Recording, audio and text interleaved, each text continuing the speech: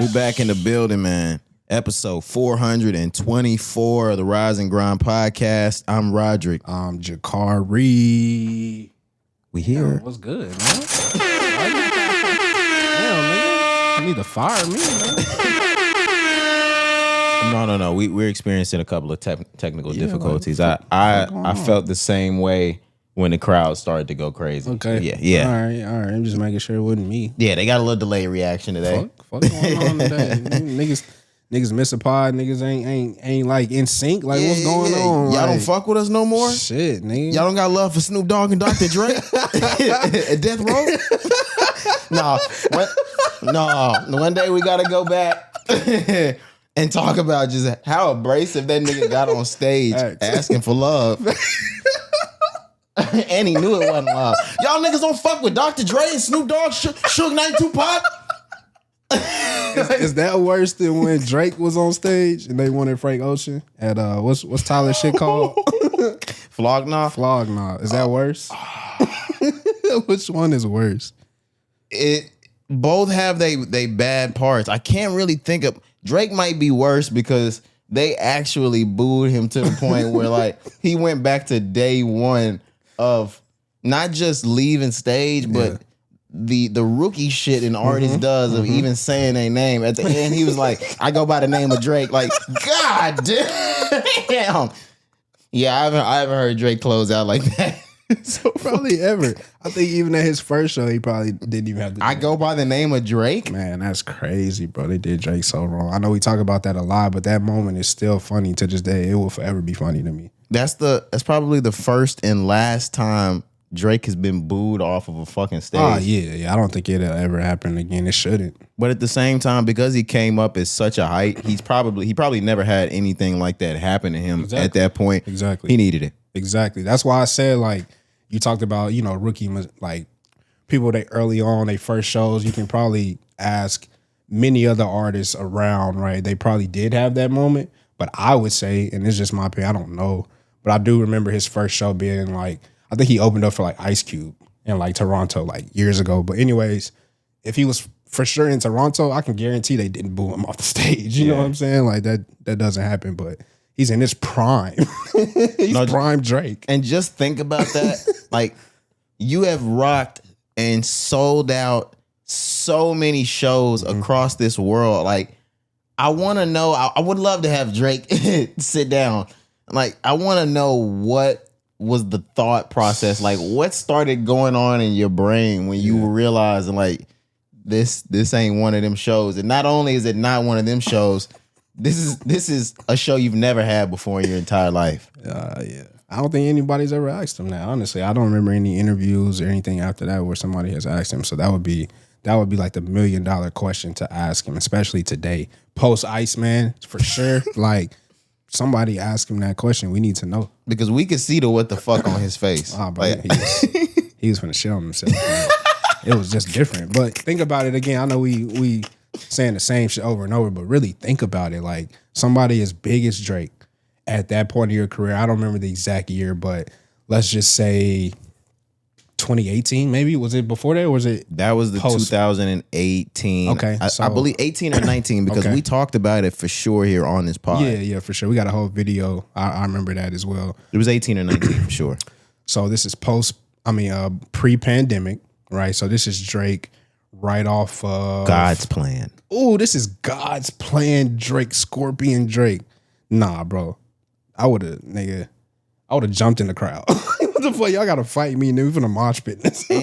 No, but they were also saying it was because like he picked fucked up songs to play there. Like he didn't come out God's Plan. Like he came out Feel No Ways. Like okay, maybe Feel No Ways isn't the best opener at that type of festival. Maybe, but still. Oh yeah, this is November 2019. So he doesn't have a 2019 project to my knowledge. Nah. So he's coming out playing Scorpion records. That's God's Plan. God's Plan for sure was probably the biggest record at that time that he should have played if he didn't get to. I could just remember like Feel No Ways was what was going on when he was getting booed off of the stage. Wow. And I could remember them talking like, I think he had discussed with Tyler or something like that. The crowd's a bit different. This may not be the God's Plan crowd. Let's come out with something that our future would appreciate. Damn. You think Drake feels like Odd Future and Tyler the Creator set him up nowadays? Today, yes. In 2019, maybe not. I think he really just walked into a bad situation. I think Tyler was really trying to help him because he know how them shows are. Like, maybe don't come out with God's plan, but hold on. Now let me think about it, because it is kind of weird because Feel No Ways is so slow compared to any song, but in particular compared to God's plan, Feel No Ways, I don't know. And I'm not sure if that was the opener, right? I know he probably might have been one more song or something maybe, like that. I don't know. But even having Feel No Ways on the set list is kind of odd. To me, I don't think any song would have worked, and we talked about this before, and that's why it wasn't a setup, but it could feel more so like a setup, just because we talked over and over again about how we were in a time period where the fans felt like they could dictate who came out on that stage, whether or not the artist performing even wanted to do the show. Right. So those fans, they would have booed until they saw Frank Ocean's face that night, and they were never going to see Frank. That was that era of every single year at Camp Flognaw until I think at some point it was just addressed that he's not going to be coming. The fans just expected the headliner to be Frank, and it's so crazy that Frank has so much pull that Drake comes out and you boo because it wasn't Frank. That's what I'm saying. Nigga, that's Aubrey. Graham. Like, if we pick out of the two, I love Frank, but I want to see the Aubrey show. Yeah, that's Drake, bro, for real. If you give me both of them niggas and you like which show I get to see tonight, I love Frank, and he's probably my favorite singer of the 2010s decade. Man, give me Drake. Give me Drake. I go see Drake 3 times before I went to go see Frank. And I love Frank. Give me Snoop Doggy Dogg, nigga. Like, bro. Yeah, nah, sorry. He can play Feel No Way. He can come out with Feel No Ways. He can come out with, nigga, something off the comeback season. Yeah, anything. I don't give a damn. No. Too far? Yeah. Too far? That's a little too far back. Give me something 09-ish. Okay. But we haven't gotten to anything yet. How's your week been? We weren't here on Monday, so that gives us a whole 7 days since we've podded. Yeah. What's your last week been like? How you feeling? How you doing? All that. Yeah, man. Last week's been pretty good. Let me try to remember everything I did since last Thursday. So we record. I'll let you guys know the playlist is dropping on Saturday. So I guess I'll start there. Midnight Rendezvous dropped over the weekend, man. And like I said before, was just really excited to get that out. I got a lot of positive feedback that I appreciated, man. So, I had put basically like a new cover art on it, because if you remember what I sent you had a different picture. It did. And I really was going with that picture. Like, honestly, because when I sent it to you, like, it was final. I put like, this is the final one. I had like 2 different variations, but that folder or that playlist itself was the final version. I had the picture. Everything was good to go. I really was in love with that picture. Everything was set. Then like Wednesday hit and I got the film photos back. And I was like... Shit changed for you. I was like, oh shit, the black and white just set it off. And I felt like it fit more of the midnight like vibe, just because it was black and white. Obviously it wasn't like nighttime, but I just feel like it was more, fitting compared to the other picture. It was daytime. It was a color picture. Although the picture was fire, I still like what I ended up going with. Had some extra pictures as well just to throw in there. So, excuse me, Pot. But that was fire, bro. Like I said, a lot of positive feedback. Really enjoyed that. Some things I just want to talk about on the playlist that I really didn't address on the last episode as well. So you and I talked either in pre-production last pod or after the pod. And I had mentioned to you how I took a few things that you did, on your playlist on Exhibit. So okay. One being having a full instrumental of a real song on the playlist. Yeah, that shit matters. Obviously yours is from Marvin Gaye's, what's the name of the album? Bro, don't even get me started. We got so many tracks across our playlist. I'm so sorry. Yeah, and it's a classic album by Marvin Gaye. I can't think of it. I'm blanking. Let me go to my playlist. I Want You. Yeah, it's Marvin Gaye. I Want You. And the dance. I'm sorry. The instrumental is After the Dance. That's track 3. After the Dance. There we go. I Want You. So on Marvin Gaye's album, I Want You. After the dance, the instrumental is track 3. On your playlist, you put that as track 3 as well. So I remember thinking back to A Dry Red, the previous playlist that I did. I did have instrumentals on there, but they were more just like sounds, kind of just like instrumentals that I kind of just found throughout, just my research and my crate digging, deep diving on the music. But this time around, like I said, because of Marvin Gaye, because of what you did, I was like, bro, I gotta have a full instrumental of an actual song. That shit was cold too. Man, appreciate you. That's how we end up getting the Freddie Gibbs Mad Lib Shame instrumental. Oh my God. When I heard that, bro, like for the first time, I was like, nigga, this shit is just perfect. It's 2 a.m. The place is gonna close. That shit is amazing. That shit is beautiful. So that was one thing like I really love, like having an instrumental. And this was another thing that kind of got inspiration from you as well. And I'll never forget when you sent exhibits to the guys, Keith was like, bro, it ain't no curse words on here. I can play this shit at my job. He actually put that on my brain because making a whole playlist, up until he said that, I had no idea. So look, kind of the same thing. Like when I'm first starting out making the playlist, right, throwing a whole bunch of different songs. I remember at one point, I probably had like 30, 40 songs in the folder, right? Just throwing shit on there. It was like, I'm gonna listen, I'm gonna come back to it. But when I really started like breaking the songs down, really pulling out the ones that I had, I remember having like 4 or 5 songs that were non-explicit. And I was like, oh shit, I'm finna do the whole playlist like this. It's right? fire. I was like, the whole playlist I'm finna do no curse words. There is one explicit tag on the interlude at the end, but there's no cursing. That's just a mistake on the artist part there. So if you listen to the whole playlist, bro, ain't no explicit, ain't no vulgar like lyrics. And that was really something that I wanted to do at least once. I don't think I'll ever will do it again. Because it's not easy to do. It's not, bro. It's really not. But like once you're intentional about it, I swear to God, like the song just started coming to me. I didn't even have to like go look. I started just listening to shit. I'm like, oh shit, this is perfect. And it ain't no cursing. So I think again, once you set your mind to it, once you're intentional about it, it's kind of easy. And then another thing, this was the third playlist.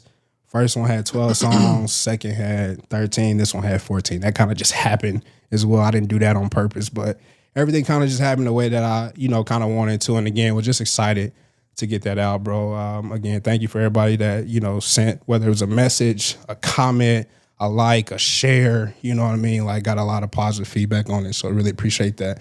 And it's just for the pod, bro. Like I just love like, again, I love music, but that's really to just throw the pod and put a tag on the pod. So that's what I'm doing it for, obviously, to get that out there and get eyes and attention on the podcast. Yeah, and before you move on with anything week-wise, yeah, I want to say I think the playlist was stellar. I think the shit was out of the park. Me being me doing the pod, and I mean you of course behind the business as well. I think we get to take a look at the playlist a different way than everyone else does.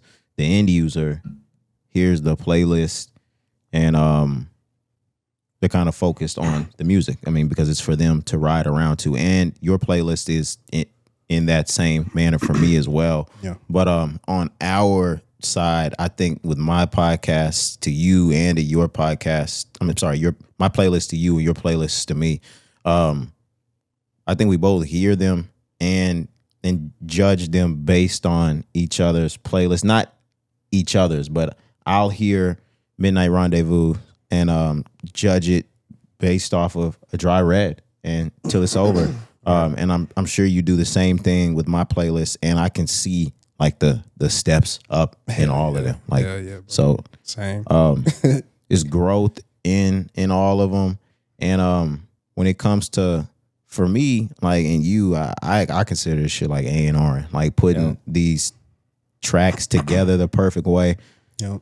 They just get more concise every single playlist. Like, oh shit, the transition was nice here. Like, oh, you might not have had transitions that nice before. You might have just had really nice songs all together, or this one before might have fit, or A Dry Red might have been a perfect fit as it pertained to the mode and the mood, but this one's a perfect fit here, and you got smooth this, and you got instrument. Like you just see the level up in every single one of them. So, I appreciate that, bro, for sure. Like I said, took a lot of inspiration from not only myself, but even from what you did previously. You know, I knew I had to raise the bar because you did raise the bar as well, going back from your first one into the last, you know. And just like you said, I remember the first one Till It's Over for sure. Definitely was just a collection of songs I just threw on there. Like, you know what I mean? But it was still good. It's still good. I still love those songs. I've still played it, you know, recently. It was like, yeah, it's still fire. It's dope. But a Dry Red definitely was like, nah, let's make it more of a concept. Let's add more sounds. Let's make sure the flow is right. Let's set the mood, like you said, of you having a nice, dry, red glass of wine. You know what I'm saying? That's really what the idea was. And then even fast forward to Midnight Rendezvous. Although, I mean, technically it is a cruising, driving playlist. I hate to even call it that because I really don't think that's what it is in its totality. It is in a sense, but like I feel like you can play it in any kind of setting and mode. Obviously, it's perfect for a drive, don't get me wrong. And I did approach it with that in mind, but I've played it so much in different settings, you know, whether it's on headphones, loudspeaker, out of the phone, whatever. And I'm like, bro, like, I think it's nice. I think it's smooth no matter what. So I agree with you, man. I think it's fun. We're able to do these things. And I do approach it and do have dreams and goals and aspirations one day of truly being an A&R from the pod and us like being able to reach out to artists and really create music. That's the thing, pod. Like my whole life, I wish I could rap or sing or write and create music. And I obviously can't or haven't, you know, up until this point, but this is a way for me to express that as if I'm doing it. Although it's like songs that, you know, other people's songs, like I do take that approach when we're making these playlists. So yeah, man, glad to get that out. Like I said, I for sure got one more on the way. And I got one more playlist question before. Okay, yeah, go ahead. I've thought about this a lot. It just sounds, I mean, in my head, and because you've done R&B before and you've done other genres, this one always seems really, really tough to make concise, which is why I may have shied away from it. And maybe this is my first time admitting that I've shied away from it. Okay. Would you ever do a rap playlist? Like strictly rap? Yeah. I never had it in mind, I'll be honest with you. No. Yeah, I want to say the same thing. And not necessarily because I just would never want to have one. I just, in my head, I think about how tough it might be to carry the same mood and transition all of these songs and make it flow right with all rap. Like that sounds, it's kind of tough. That sounds like, I mean, because we've done playlists before, that just sounds really fucking hard to do. Not impossible. Right, exactly. But just like a fucking beast. I'm sure if we wanted to, we could. Obviously, I agree with you. Nothing is impossible. But I've never had it in mind to do that. One being, I mean, we love rap. We love hip hop. This is a hip hop podcast. Don't get it twisted. But I think you can second me when I say this, like R&B, soul is really at the core of my body, of my heart. You know what I'm saying? Especially today. What? Yeah, so like today. I would much rather do like slower vibes, create a mood, things like that, like you mentioned. So never had it in mind. But the next playlist, though, this is something that I necessarily haven't approached fully, but planning to approach fully this time around. The next one is Strictly Love.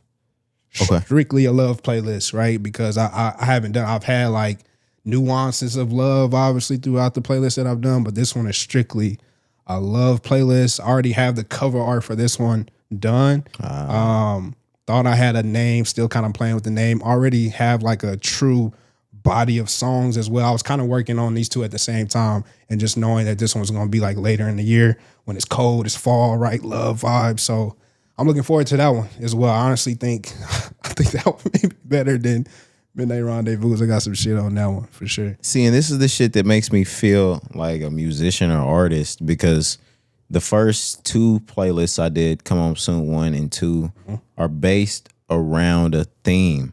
And I really like those playlists. Those are my favorite playlists out of the ones that I have. Even with Exhibit out and me honestly feeling like structurally, Exhibits is probably like my best one.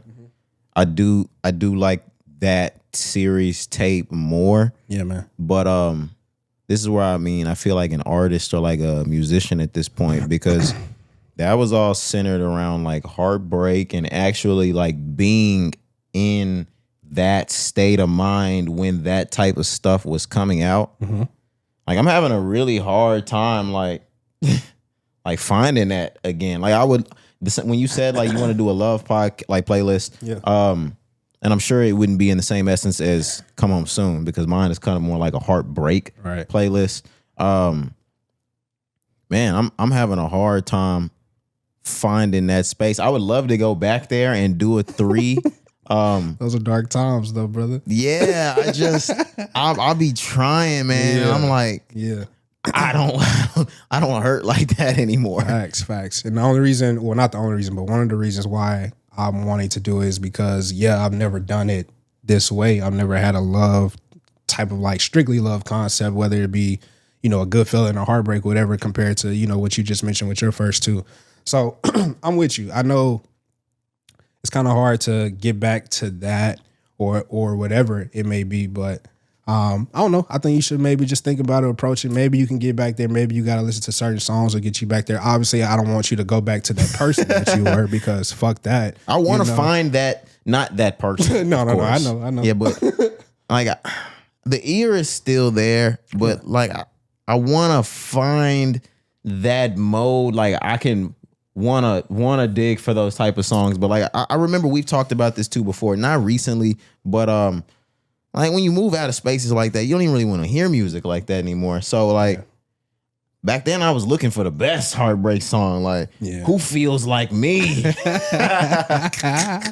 I'm not searching for that anymore. No doubt. And then one more thing I want to add as well, like feeling like an artist, just like you said. I also understand when artists take forever and work on a project and then immediately you on to the next shit. Yep. I'm like, although it's different, guys. Obviously, I spent 2 months on a playlist. Artists spend years on the shit. I'm not saying I'm a fucking artist. Just hear me out. No, we artists, nigga. I'm saying it. He not saying it. But hear me out, though. I'm just saying, though, like, I'm already like, yep, that was cool. On to the next one. Yep. I'm like, oh, this is how y'all feel. And this is how it feels when motherfuckers in your comments saying, oh, that's cool, but when the deluxe coming out, like, it's OTW. Like, nigga, I just gave you 14 solid tracks. So I get it, man. But definitely, like, it's fun, bro. It's just fun. Again, doing it for, the look to the pod, of course, but we love this shit. We love music. I love putting together like bodies of work like that and sharing it with the world, bro. I think it's amazing. I'm grateful that we get to do that.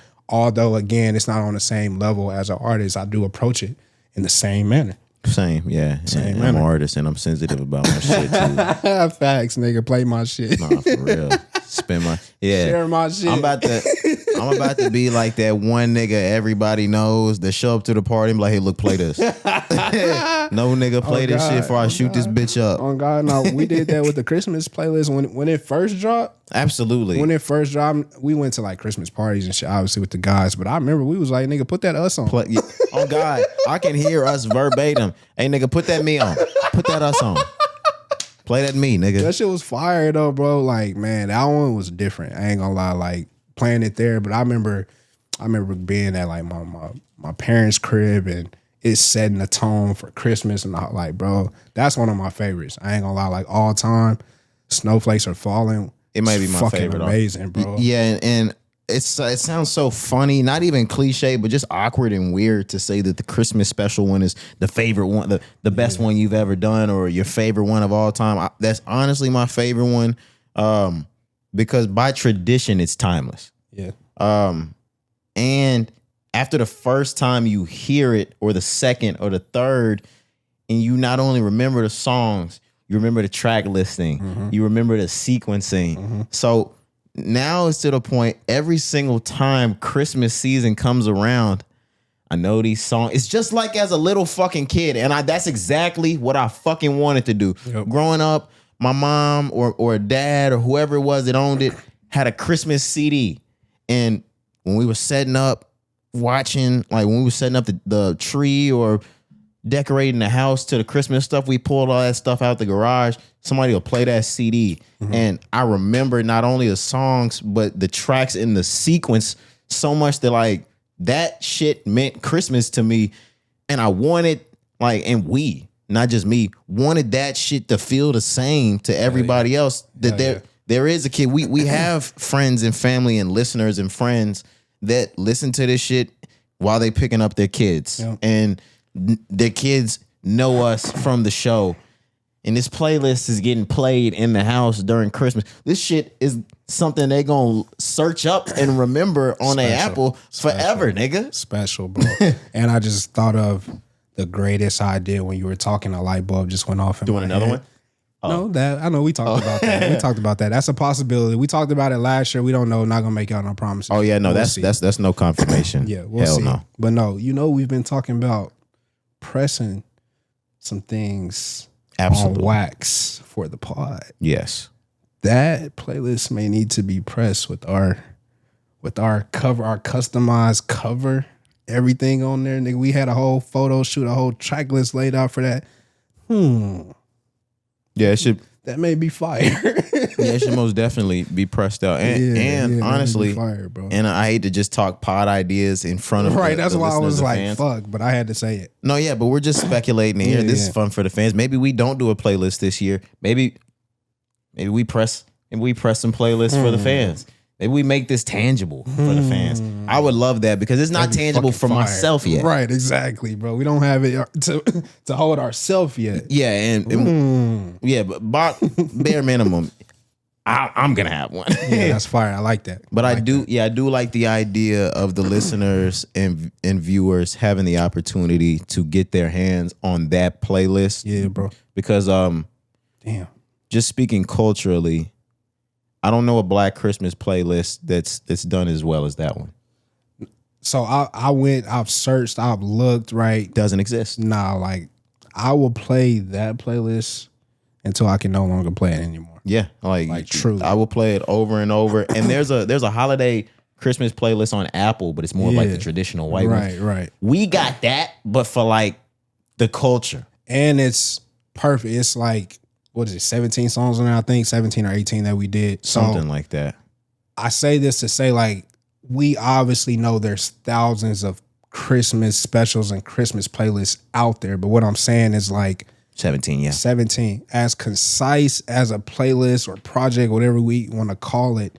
I don't know for 17 tracks if anybody beats that, because I'm not talking about your own Christmas playlist that you make that got 40 fucking tracks on it. No, I'm not talking about that. I'm not talking about a YouTube playlist that got 30, 40 tracks. Like you said, an Apple playlist that got 30, 40 tracks. No, like pick 17 and tracks. walk them down with it. That's like fire from start to finish. You know what I mean? Walk them down with that shit. Yeah, we talking about big shit today. I don't give a damn. Yeah, Nigga. take 17 and walk their ass down with it. Double tap on it. Yeah. Oh God, bro. Shit fun, man. Like, But I'm sorry I got super long-winded with the sidetrack. you good. We left with Midnight Rendezvous. Yeah. And Saturday. Right. So Take us through the rest of your Saturday, rest of the week, stuff like that. absolutely, man. So Saturday after, the playlist drops or whatever, me and my lady just really had a nice little, what can I call it? A chill day, maybe not. We just did a lot of errands. There is one big errand I'm going to bring to the party that we finally did. I think I know where you're headed. I took that drive down to HEB. Yeah. Took that drive down to HEB, man. So we were going, this is what we did. We had breakfast first. Woke up, in the morning, had breakfast. We ended up going to Snooze. Snooze always has a wait list, right? Obviously. So in the area is where Doc's record store is, probably like 5 minutes down the road. So we jumped on the wait list, but we got a long ass wait. So we like, all right, fuck it, let's go kill some time. We at the record store for a little bit, right? Maybe like 10, 15, 20 minutes. Then we shoot back to Snooze, have a great breakfast.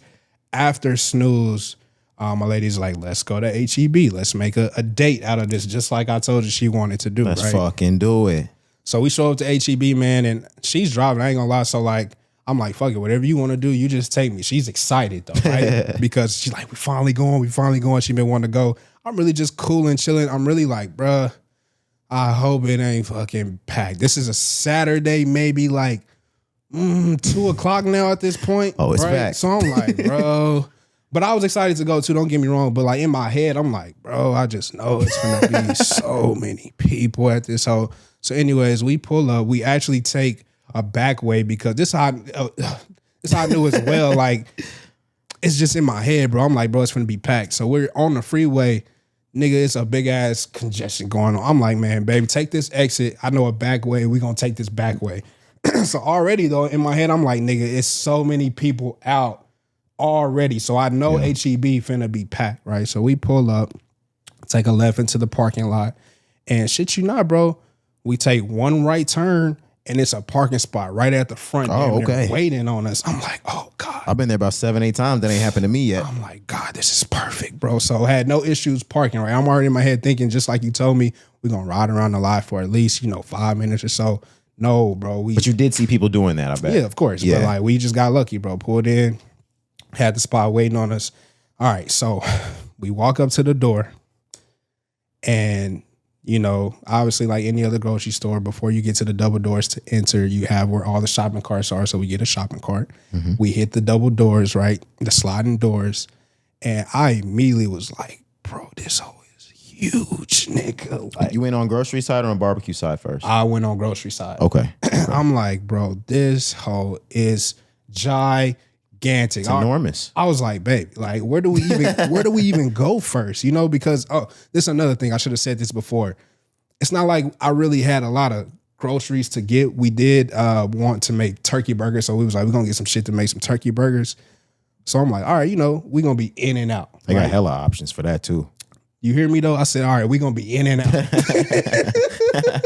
I know, right? Yeah. Fucking funny, right? We're gonna be in and out. Hour and a half. Nigga, I get to walk around that bitch.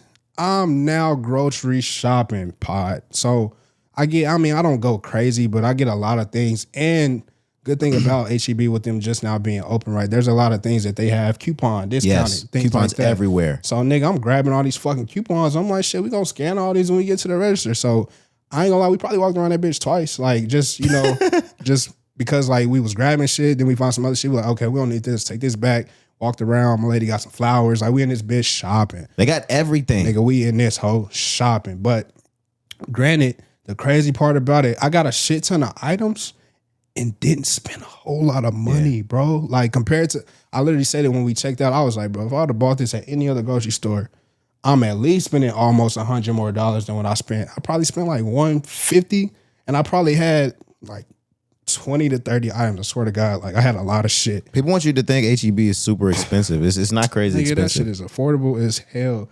Just compared to the other places, right? Obviously, I mean, you're gonna have to pick your poison. What's expensive to you may not be expensive to other people. I get that. But for me, I was like, damn. And I mean, I didn't like pack the house out, but the refrigerator was packed. Like, and again, I only spent like $150, $160, I think, and the refrigerator was packed, bro. Yeah, so fire. It was a blessing. I ain't gonna lie, but it was a good time in there. I definitely didn't. So there was a lot of people. Don't get me wrong, but it wasn't overwhelming. So I'm glad that I got to experience it. I'm glad I got to see it. I'm glad I got to like put in my mind like, okay, I could really go back to this whole, whether it's a weekend, I would try to probably go on a weekday now just to see what the crowd is like.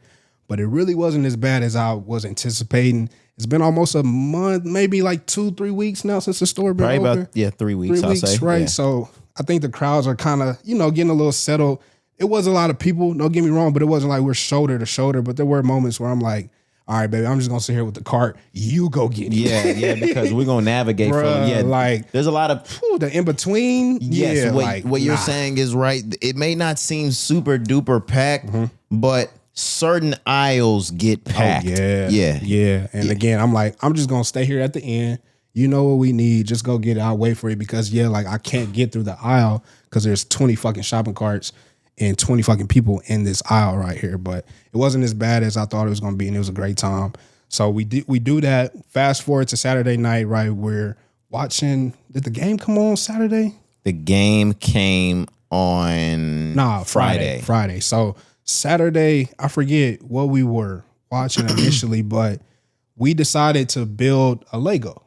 I do see. Is that when you got into? Oh, I'll let you tell the story. Yeah, I think I saw you post it. Yeah, I did. It was the one I've had in the box for almost a year. I ain't gonna lie. The Nike one. Yeah. So finally building this. I shit you not, I bought this like last year, July. Just been sitting in the box. I'm just bad at that, right? I get to it whenever. Anyways, we finally made the time. We finally sat down. Was like, we gonna build this fucking Lego. Built the Lego, right? It was dope, bro. Super clean. You have like the little display, the little Nike man, and then you have the Nike shoe, the Jordan 1. Super fire. So let me tell you what I did. So we built the Lego. Probably took us about 3-4 hours. After this, now we're moving to the kitchen to start eating. I had a whole like setup. I bring out a table, bring out the chairs. So we're doing it in the middle of the living room so we can watch TV, play music, all of that as well. So when you're building it with two people, obviously there's certain parts that you don't really know like how they're, I guess, sitting on the display or how they're connected to other parts of the Lego, good. Right? This sounds bad. So I'm trying to move the Lego from the table. I told y'all, Pod. To where I have the rest of my Legos, which are sitting above my fireplace. Here comes Pod. So the shoe, there's like a little like insert that you can like sit the shoe on, but it ain't really like in there. It ain't connected to nothing. There's nothing holding on to it. I don't know this. My part was done. My lady finished like the last part, putting the last little piece together. That's what the app told her to do. Y'all heard him take the blame off himself. Gave it to her, right?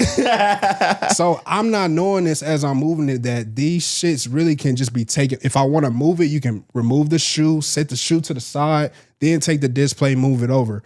So I'm trying to move it, pick it up. I get to the top of the fireplace and I drop the Lego pod. No. No fucking way you did. Granted, it was just the shoe. Right. Just the shoe. The bottom display was in perfectly good shape. Nigga, I dropped the shoe not even 10 minutes after I posted it. Yikes. Not even 10 minutes, bro. So I'm like, oh. Did you redo it that day?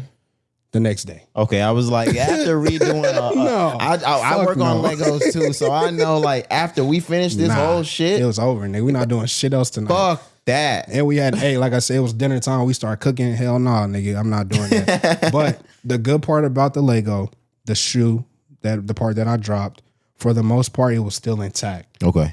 There were a lot of pieces and shit everywhere. Don't get me wrong. It was a damn disaster. I was so upset with myself. I couldn't believe I did this shit. For the rest of that night and the next day until my lady left, I kept talking about how fucking horrible of a person I am. Because ain't no way I just dropped the Lego after we just spent 3-4 hours building Lego. Like, I'm a piece of shit. On date night. I'm a piece of shit. That's crazy. I'm a piece of shit, bro.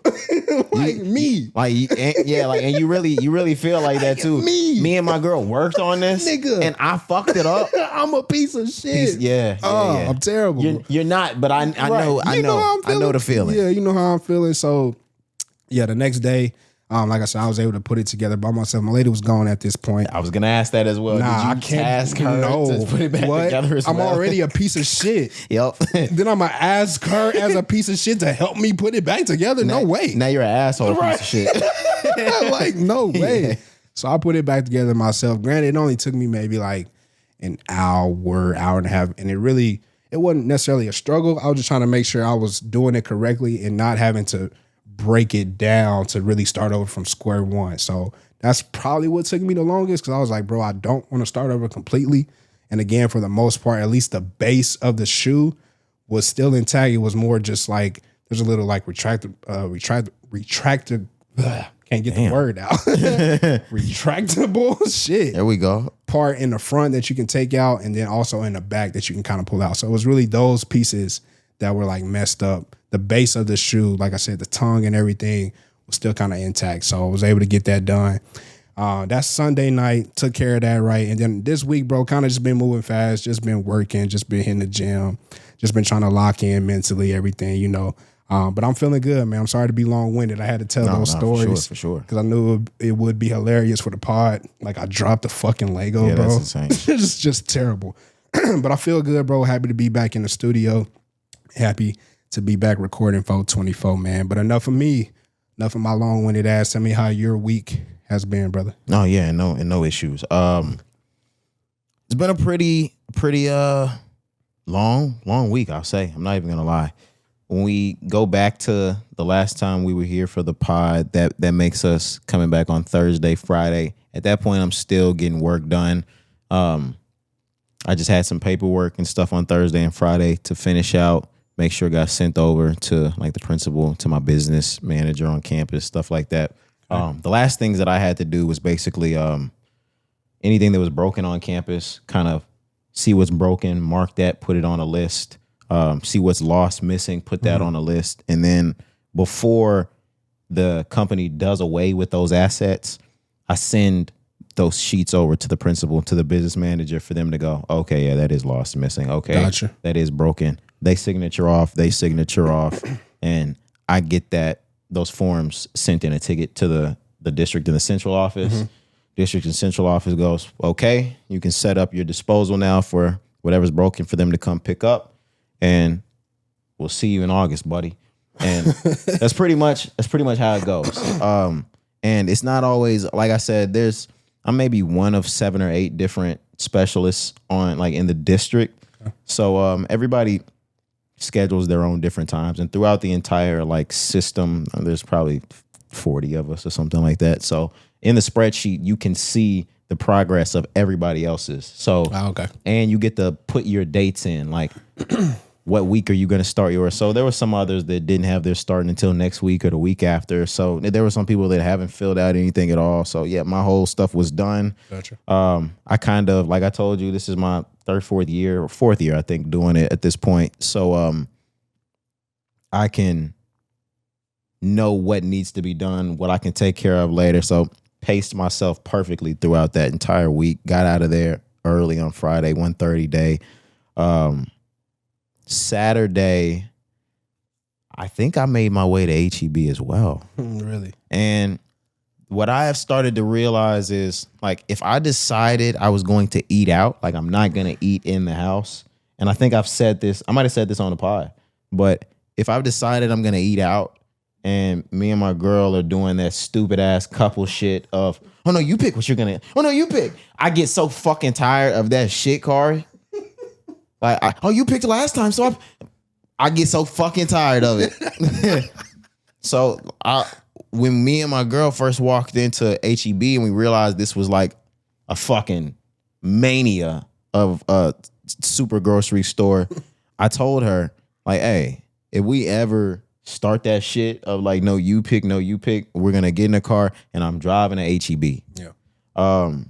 Because for me, HEB has those fresh meals. I don't know if you stroll by that area. Yep. I'd be going crazy over there. Yeah. A nice $8, $9, $10. You can walk away, New York strip, baked potato, asparagus. So that night, me and Shorty both picked up one of the steaks, baked potato, asparagus. Sheesh. And Cari, this is the thing. And pot, I want you guys to know this is all fresh. This isn't a pre-made, pre-cooked. Right. They've got raw steak in there, just ready to bake, ready to throw in the oven.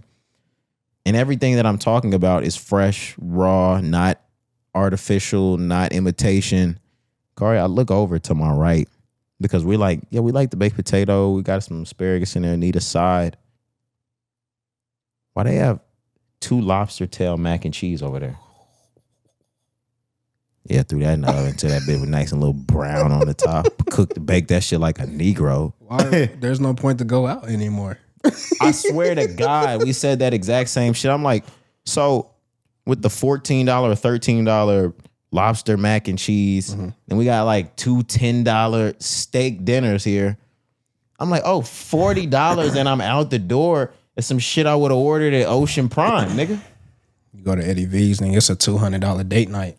That same lobster mac and cheese is $40 over at Eddie's. You be thinking about whether or not you want to order it. You got to have it, though. Exactly. If you go to Eddie's, you got to have that lobster mac and cheese. Got to. So we did that. I think there was a UFC fight. There was a fight night on Saturday night, I believe. Watch some faces get beat the fuck in.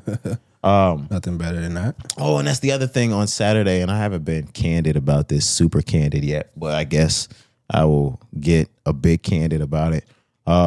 I saw a wedding venue on Saturday morning. Yeah.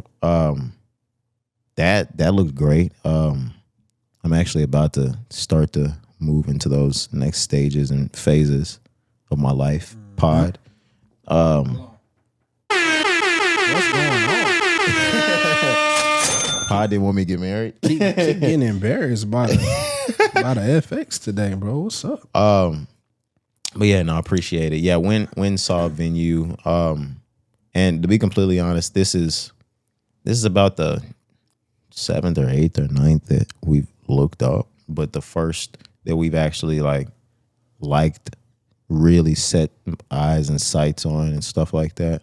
All that stuff went amazing on Saturday. We got that stuff picked out. So beautiful. As we started to move into Sunday, that's what I started thinking in my head, because everything went so well on Saturday that we enjoyed the venue. We ended up moving forward with like a proposal from the place. Nice. So now we're moving on to Sunday church, and inside church after that, like I'm speaking to who I have to speak to, because I'm super by the book. I want to go through the marriage counseling classes before that stuff starts, and like my mom is putting me on game to stuff that like I'm not even freaking thinking about. So she's like, so how the hell are you gonna get the proposal and sign off for this date, and you have no idea if your pastor could do your wedding for this date? And I was like, oh snap, you right. So we were like, hold off on a proposal before we sign and book the date and put down the deposit right then and there. And we got to get to church and speak to who we need to speak to see if he can even be there. That's a good point. On that day. Yeah, I made sure Mom Dukes came with me to the venue visit, because she knows about this shit through and through. I don't know anything about this, and I wouldn't want to be in this shit by myself. Of course not. Not at all. So yeah, I'm walking around looking at shit. I got my mom doing all the question answers. So when they're setting up the food, you right, mama? I would have never even thought of no shit like that. You just in that hole taking pictures. Real shit. I'm looking around. I'm like, all right, we could put my PlayStation right here. On God, like I'm sitting there like, all right, after the niggas is like dressed and everything, like my PlayStation can go right there. Oh God. Yeah, my mom was worrying about all the other shit. The logistics. Yeah, the shit that actually matters. Right. As soon as they told me like the price, and I realized that like it was something I could handle, nigga, my brain went out. That's the only reason why I came. Like with these places, and sooner or later, whenever you decide to walk down that road, you will start to see it's so fucking annoying too. Yeah. When it comes to the venue, when it comes to the food, when it comes to the drinks, Cari, every single place is one of those. Call us and we'll give you a quote. You'll never be able to go on. That's the fucked up thing. Even if it's a whole sheet with every price, you got to email them just for them to send you the sheet. You're not going to be able to go on to any place and be like, oh, damn, it costs that much? Every single one is email, and we'll call you come see us. And I'm like, nigga, just tell me the price. So my girl and my mom, they had a bunch of other questions. Me being a man and just wanting to know, like, nigga, how much this gonna cost me? Facts. I showed up just to know that. Once I figured out, like, I can handle it, nigga, let me just look around at all this checked shit. Out. I checked all the way the fuck out. I'm like, all right, man, like, where my niggas gonna be? Like, is there a spot somewhere, like, we could sneak off and smoke blunts before this shit start? Oh God, I'm looking for all of this shit, man. While they do important shit. Yeah.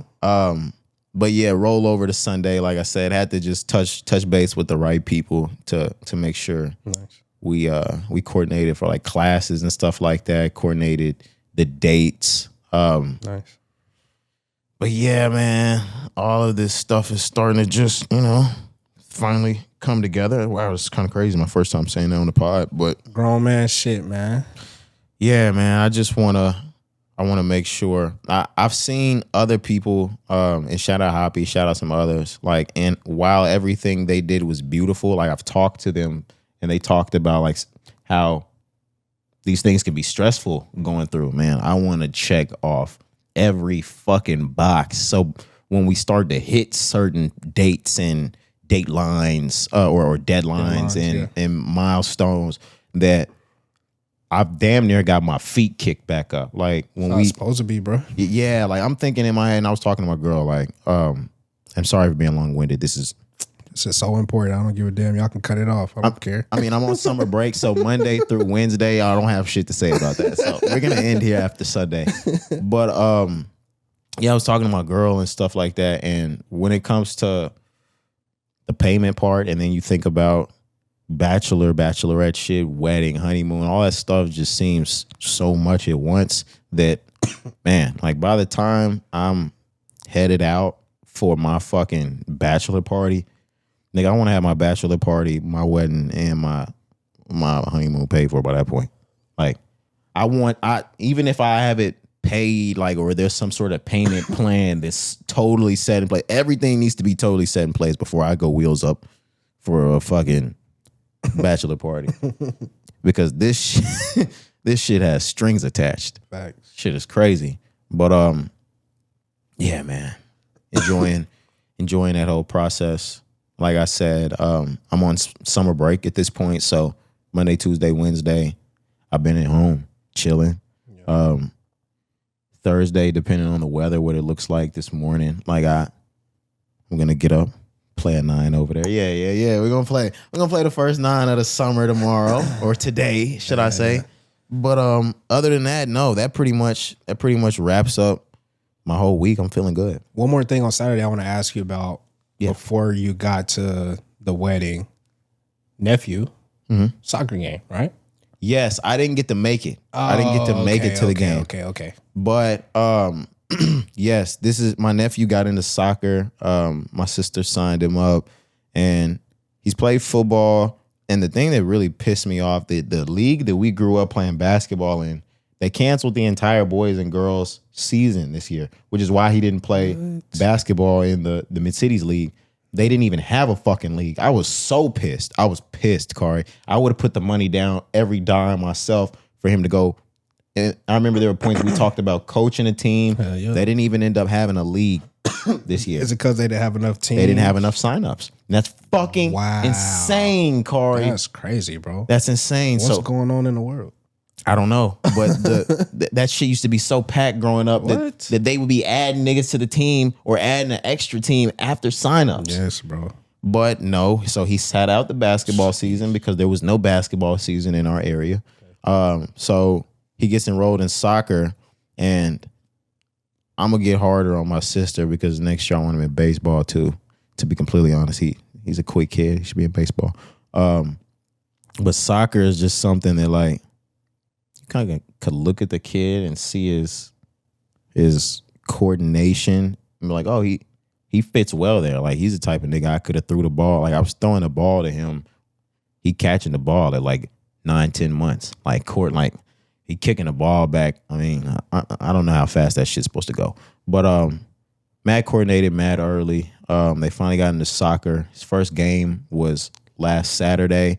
He scored a goal. Nice. Yeah, man. Young nigga scored a goal like that. That's fire. That's the type of shit, like, you don't score too many goals in soccer. You get first game, my boy putting up a goal. And there was another award. There was a sportsmanship and like a MVP of the day award type shit. You got them both. Nice. Yeah. There was only, I guess, one kid each week, each team that's picking that up. He's picking all of these up that week. Nice.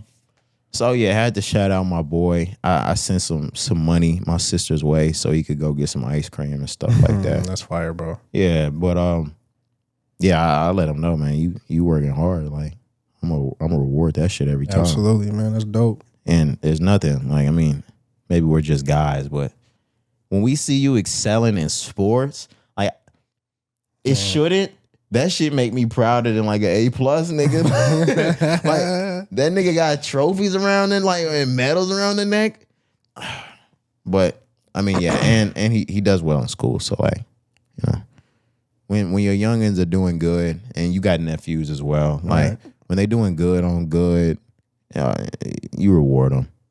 And he's 6, so ice cream is good enough for the kid right now. Yeah, and I was about to say, like, you got to, because I'm glad you mentioned the age. Like, bro, they grow up so damn fast. Yeah. Bro. Like, even the fact that he's 6 now, that's crazy to me. It's fucking insane. Because I swear to God, I was just, like, holding his ass. You know what I'm saying? Just watching him cry and run around. Yeah, watching Mom Dukes walk by on the street holding the hand. And a stroller, bro. Yeah. You know what I'm saying? Like, dead ass. That don't even seem like that long ago. 2nd grade. Nah, gang. 2nd grade, buddy. Nah, bro, that's crazy. But shout out to him. I just wanted to bring that up because I saw that, and just like you, bro, like that shit made me feel good. You know what I mean? Like, I love seeing that. There's a lot of people on my friends list, including you, that have been around since he was born. Like, and there were a couple that swiped up and they were like, nigga, is that Iverson?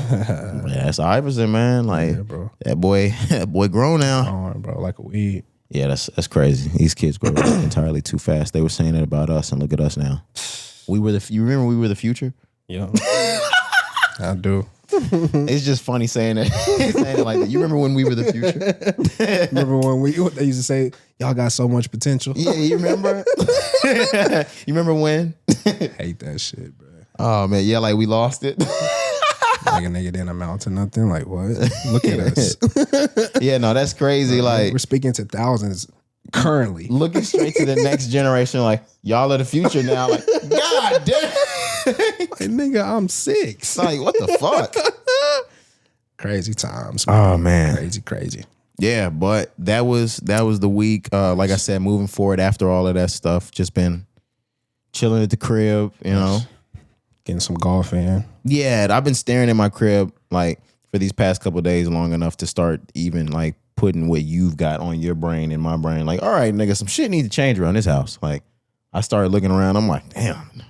I mean, this is something I already had in my head, but I'm like, man, my dinner chairs suck. Like, yeah. Like my dining table chairs are fucking horrible. I'll be looking at everything and this bitch just disgusted. Yeah. I'll be like, nope. Gotta go. And I said this last part so we can move on. Like, they should have never gave us shit like ChatGPT because I feel super disgusted knowing what my house could look like and it don't. I'm like, God damn. Let me get to work. Yep. Just like we said on the last episode as well about the bulk trash. It was bulk trash this past week in my neighborhood. I had some shit out on the curb. I was gonna say you went crazy. I didn't go as crazy as I planned to probably next month. Okay. But I did put some shit out on the curb that I've been waiting to get rid of. I was so glad that shit got picked up. I was like, yes, I damn near watched the trash man. Like, I got a notification, saw them on my phone, and I watched him pick it up. Like, don't you forget that shit, nigga. Make sure you grab it and take it. Yeah, and I had a problem with my trash man maybe a couple of weeks ago because we had bulk trash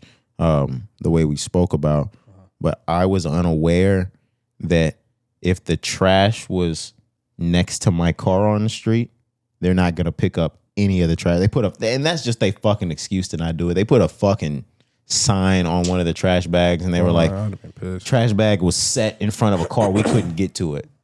This sedan, nigga. All right. So had to get my shit right so I could get it taken out.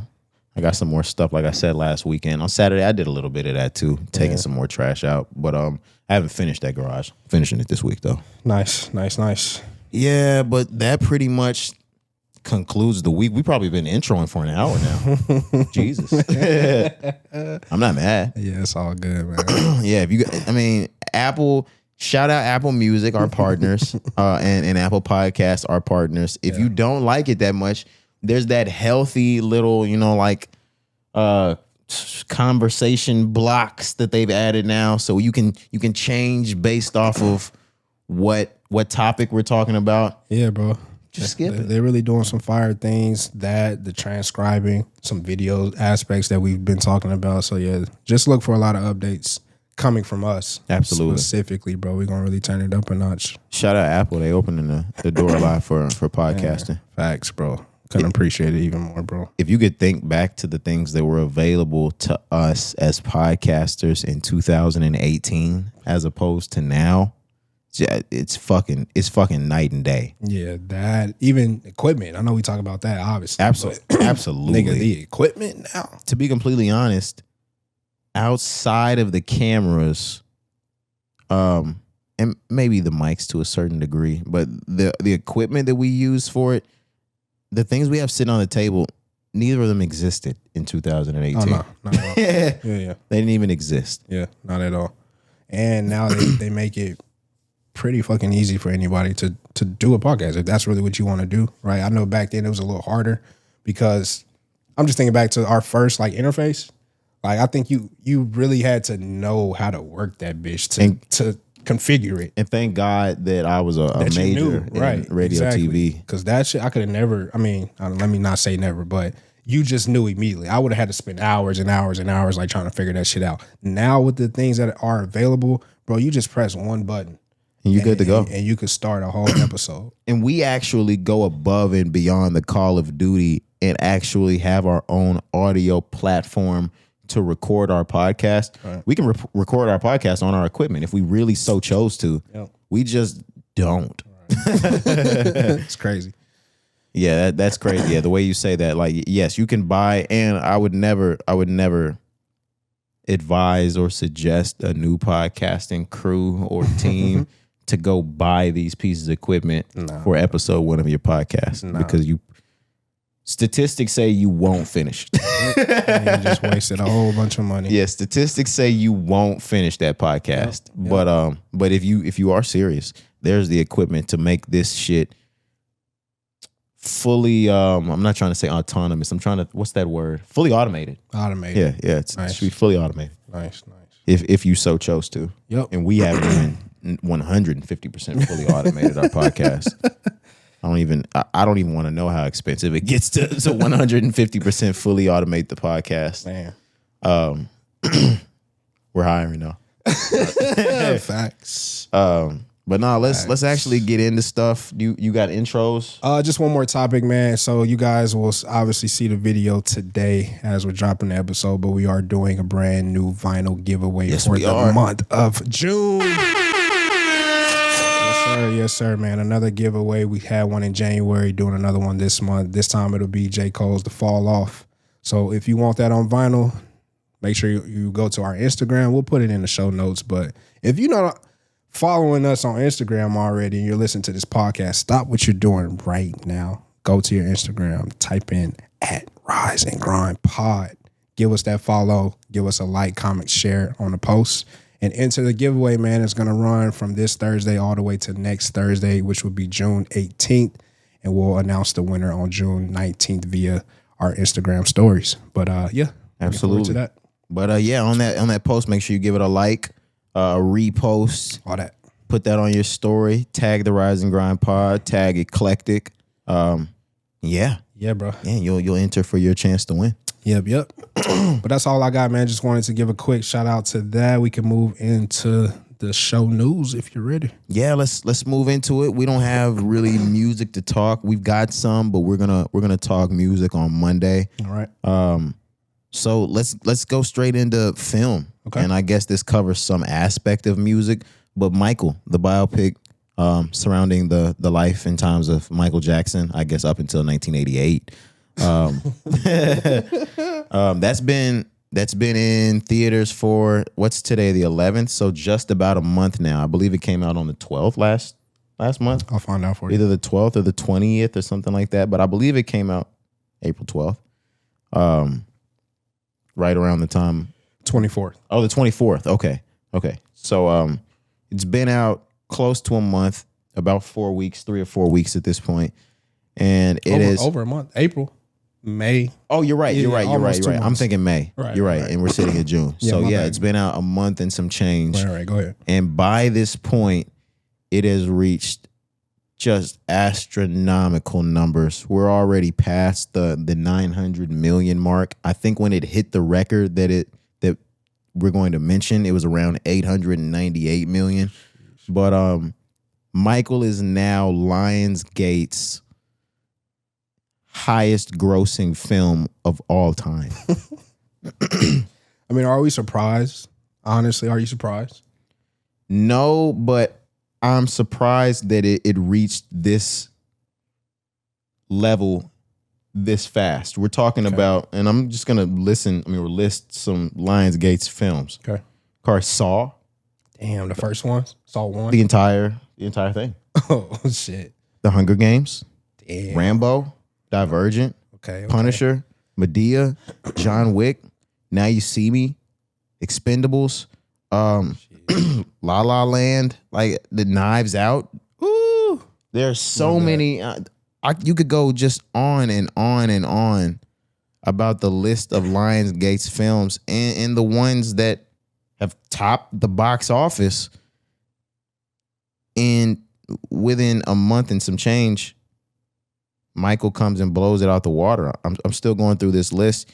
You got the Twilight Saga movies on here. Cari, Michael has beaten Breaking Dawn Part 2 already. And that's what I was going to say. Even before we got to Twilight, you mentioned Saw and some other series and sagas. So correct me if I'm wrong. The list that you're looking at is counting all of the movies together from the series of saga, and they still haven't reached just this one movie. Is that what it's saying? No. So I'm just listing right now a list of movies, just the movies under the Lionsgate umbrella that have shined at the box office. Gotcha. That we know how big these movies not only are, but were during that period of time. Right. And within a month, Michael is busted through this. Okay. I mean, either way you look at it, it's still right. The accomplishment is still crazy. You can slice the sandwich any kind of way. Right. I just wanted to be clear so my brain can understand. But either way, it doesn't matter. That's just incredible, bro. That's crazy. But I agree with you. I don't necessarily think, and I wasn't really caring or giving it a thought. But if you would have asked me, a month and a half ago, the end of April, fast forward to June 11th, would this movie have already grossed almost $1 billion? I probably would have said no. I think I absolutely would have said no. So the fact that we're here and it's almost there, I think that's insane, bro. That's a hell of an accomplishment. But it's Michael Jackson, right? I mean, you can't put any expectations on his story, his legacy, his estate. And I think they knew that. Lionsgate knew that. That's why they wanted it. That's why they paid for the rights, whatever that process was. And that's why they've already greenlit part 2. And whatever else comes after that, because they knew that this would be a moneymaker, and they're making their money. That is just absolutely insane to me, though, Cari. Like, do you know how long Lionsgate has been around? That's why I was asking, bro. Like, is this the entire series and sagas? Is it just one movie? But regardless, it didn't matter. But yes, to your point, this is Lionsgate, and it is now sold more than any film Lionsgate has ever released. Yeah, that's insane. And this movie came out less than 2 months ago. Right. And the next movie ain't coming out for, some time. Did they put a date on it? I don't think so. Okay. But the point I was gonna make is though, like, they're already about to hit this number. They're gonna shatter it. This movie itself ain't leaving the showtimes no time soon. So they're already at, about to hit $1 billion. Who's to say where they're gonna be by the time they finally pull Michael from the theaters, which honestly, most of the time movies only last a few weeks, maybe a month. This is going to stay. Nigga, we're already at 2 months. So like... Oh, you're right. And Michael is still in theaters. We probably can expect it at least to run through the rest of the summer, maybe. You know what I mean? I don't know. That's a long time. That's sick. That's a long ass time. But just think about it though. Like, we're already from April to June. I would definitely give you the end of June. Absolutely. For sure. Easy. I'd give it through July. All right. Then you get to August and it's like, damn, do we still show Michael in August? And I don't know how movie sales work after they leave the box office. Right. Like, does the gross still running up after that, or does it stop? Good question. Yeah, I'm not sure. Because I want to know, like, and maybe I'll need to look this up later. What is the other highest gross film by Lionsgate? I need to know this. What did it do? How far, like, how long did it take them to get to that number? Mm-hmm. That's astronomical.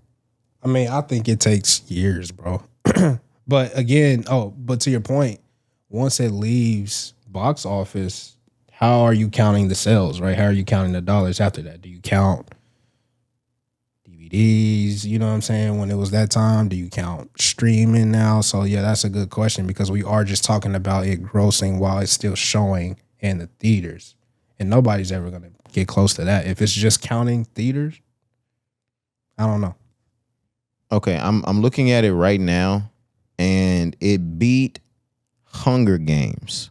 Hunger Games Catching Fire. Okay, that was back when Jennifer Williams was... She was going crazy with them shits too. That wasn't a reboot of Hunger Games. That's an OG Hunger Games. Right. And they said Hunger Games Catching Fire did about 865 million worldwide. And it said it took them 19 weeks in theaters to reach that number. 19 weeks. Nigga, we have been here in like 6 or 7. Mm-hmm. Damn. Jennifer Lawrence. Lawrence, you're right. Yeah. Who is Jennifer Williams? Oh shit. Is that? I don't know. I just said Jennifer Williams. Black lady. The mom in Poetic Justice. Medea the Paris in springtime. That's Jennifer Williams. I believe so. And shout out Jennifer Williams. Like, I ain't mean to do you like that. You are not Jennifer Lawrence. Yeah. Catching Fire took 4.5 months, roughly 19 weeks to do 865 million. But it was still showing after 4 months. So again, just take this back to Michael. That was also back in those days where you'd run movies way longer. True. But honestly, Michael could run 2 more months though. You know what I'm saying? So like, we could be talking 1.5, 2 million by the time they finally decide to pull it from the theaters. Also, the thing that I'm thinking about here is they said worldwide. So, you know, the way I know, the American premiere may be 1 week, and then 2 weeks later, we got to go do the European premiere. And then 3 weeks later, we might have to do the Asian premiere. I don't know the dates of Michael's release. So, this may run several weeks just because it may have just started playing in theaters in Asia last week. True. Shit like that. And I do remember before it came to the US, I think like 2 weeks before. So maybe that's where you're getting like the 10th or 12th date. They did release it somewhere. Okay. Before it came to the US on the 24th. I do remember that. Yeah, that so makes, you're right. That makes sense. And why that stretch and why you'll probably see after it concludes the gross that it went 19, 20, 21 weeks because it had to play across the entire world at whatever week it started playing there. That makes sense. Like, bro, are y'all hearing us though? Like a bill in less than 2 months, Cari. That's crazy. Like that's just some Michael Jackson ass shit. Exactly. Like the nigga owns every fucking record over here when it comes to streaming, grossing. And then you move over, have one film and take film numbers. That's crazy. And I'm reading the budget for the movie itself was like somewhere between 150 to 200 million. Oh my God. Yeah, bro. Oh my God. Everybody finna get paid. Cari, them niggas making hand over fist. Like Shark Tank would buy that movie. Jesus. It's a win-win, bro. Shout out them over there. Yeah, my last question. Have you watched The Verdict, the Michael Jackson doc on Netflix yet? I have started it. I have not started it yet. So I'm glad that you haven't finished it. I will be honest. I saw it come out, I think, over the last weekend. And I was like, bro, I really don't want to watch this right now. I promise you. I was like, I'm going to wait. I know we obviously want to watch it, bring it to the pod, but I was like, bro, just not right now. This was like Saturday or Sunday, right? I've had a good weekend. Me and my lady had a good time. I'm in a great spirit, great mood. I already know what's to come with this shit. I saw the preview. I saw the trailer. I just made a business decision to be like, not right now, man. Man, Cari, Jesus Christ. In 2026, where the tide has started to turn back towards Michael being fucking Michael to every generation, they released this 3, 4, 5, whatever part documentary that Netflix has to do one hell of a job to erase every single bit of that. Mm-hmm. Because Cari, do I think Michael was set up? Absolutely. But they make it tough, buddy. Like, I mean, Cari, when you're watching this, they back you into every corner but to believe. I mean, but to not believe Michael. Like, they put you in a corner and shove you all this information of even Michael saying fucked up shit out of his own mouth. Oh, the most loving thing. And he got a fucking like 12-year-old leaning on his fucking arm or on his shoulder. And he's like, oh, the most loving thing you could do is share your bed. Yep. Nigga, what? They all had the combination lock to whatever, like door or room to the bedroom. Yeah, I saw that part. Man, it get tricky, I know. There's parts where like the kid is next to Michael Jackson in the interview saying like, I told Michael I would sleep on the bed, but he's begging me to just get in the bed. So I'm like, God damn, Mike. Every single point, like, it's like you want Mike to win so bad. And you know he was acquitted, but like, you don't make it easy. You'll hear the setup. He'd be like, all right, Mike. I'd be like, God damn, Mike. Like, you want him to say the perfect shit. And every time it's like, fuck, Mike. Why would you say that? This nigga walking into the quicksand every time. Cari, like that's the notion that I'm getting, even from what I've seen, which is again just the trailer, guys. That's the part where like you watch it and it's hard to believe he didn't do things because they're throwing you the allegations, they're throwing you the evidence right in your face, and then you hear Michael like saying the shit, like yeah. And I've seen this stuff before, but we were kids because we were watching this shit as it unfolded. Right. You don't go back to just rewatch this type of stuff. Hell no. But for what?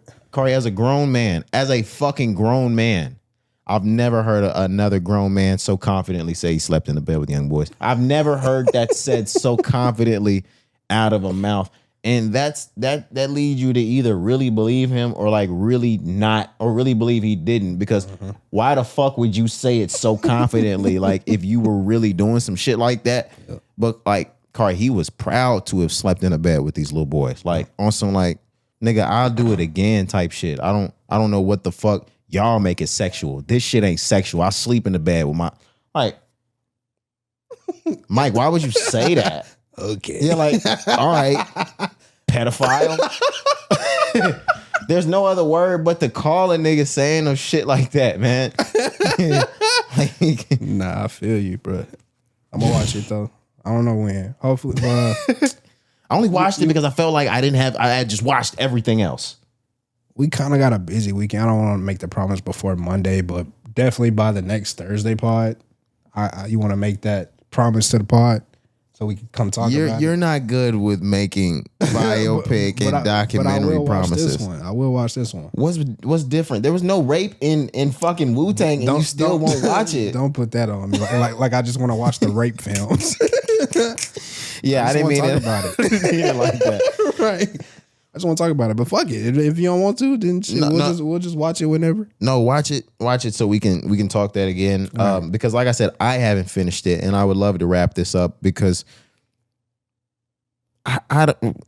Michael didn't fuck them little boys. He might have got his dick sucked. No, I'm just kidding. I'm just kidding. Oh man. Man, that is just fucking wild. Like nah. Who put this out right now? Like, who decided like the Michael movie? Because when you see stuff like that, it's like, bro, y'all had this stuff in production and done already. Y'all was just waiting on this movie to come out. Bam, nigga. Like the moment they heard a Michael biopic was coming out, they started doing this shit. Yep. Yeah.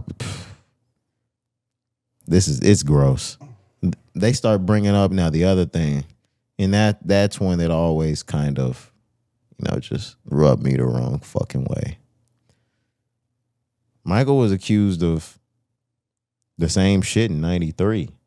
And he paid them $20 million just to not take it to court. And in Michael's perspective in that movie or in the doc, he was like, I saw what happened to OJ. I saw how they dragged it out. I saw they made him a spectacle, and I saw how it damaged his career forever. He was like, I don't want to be OJ.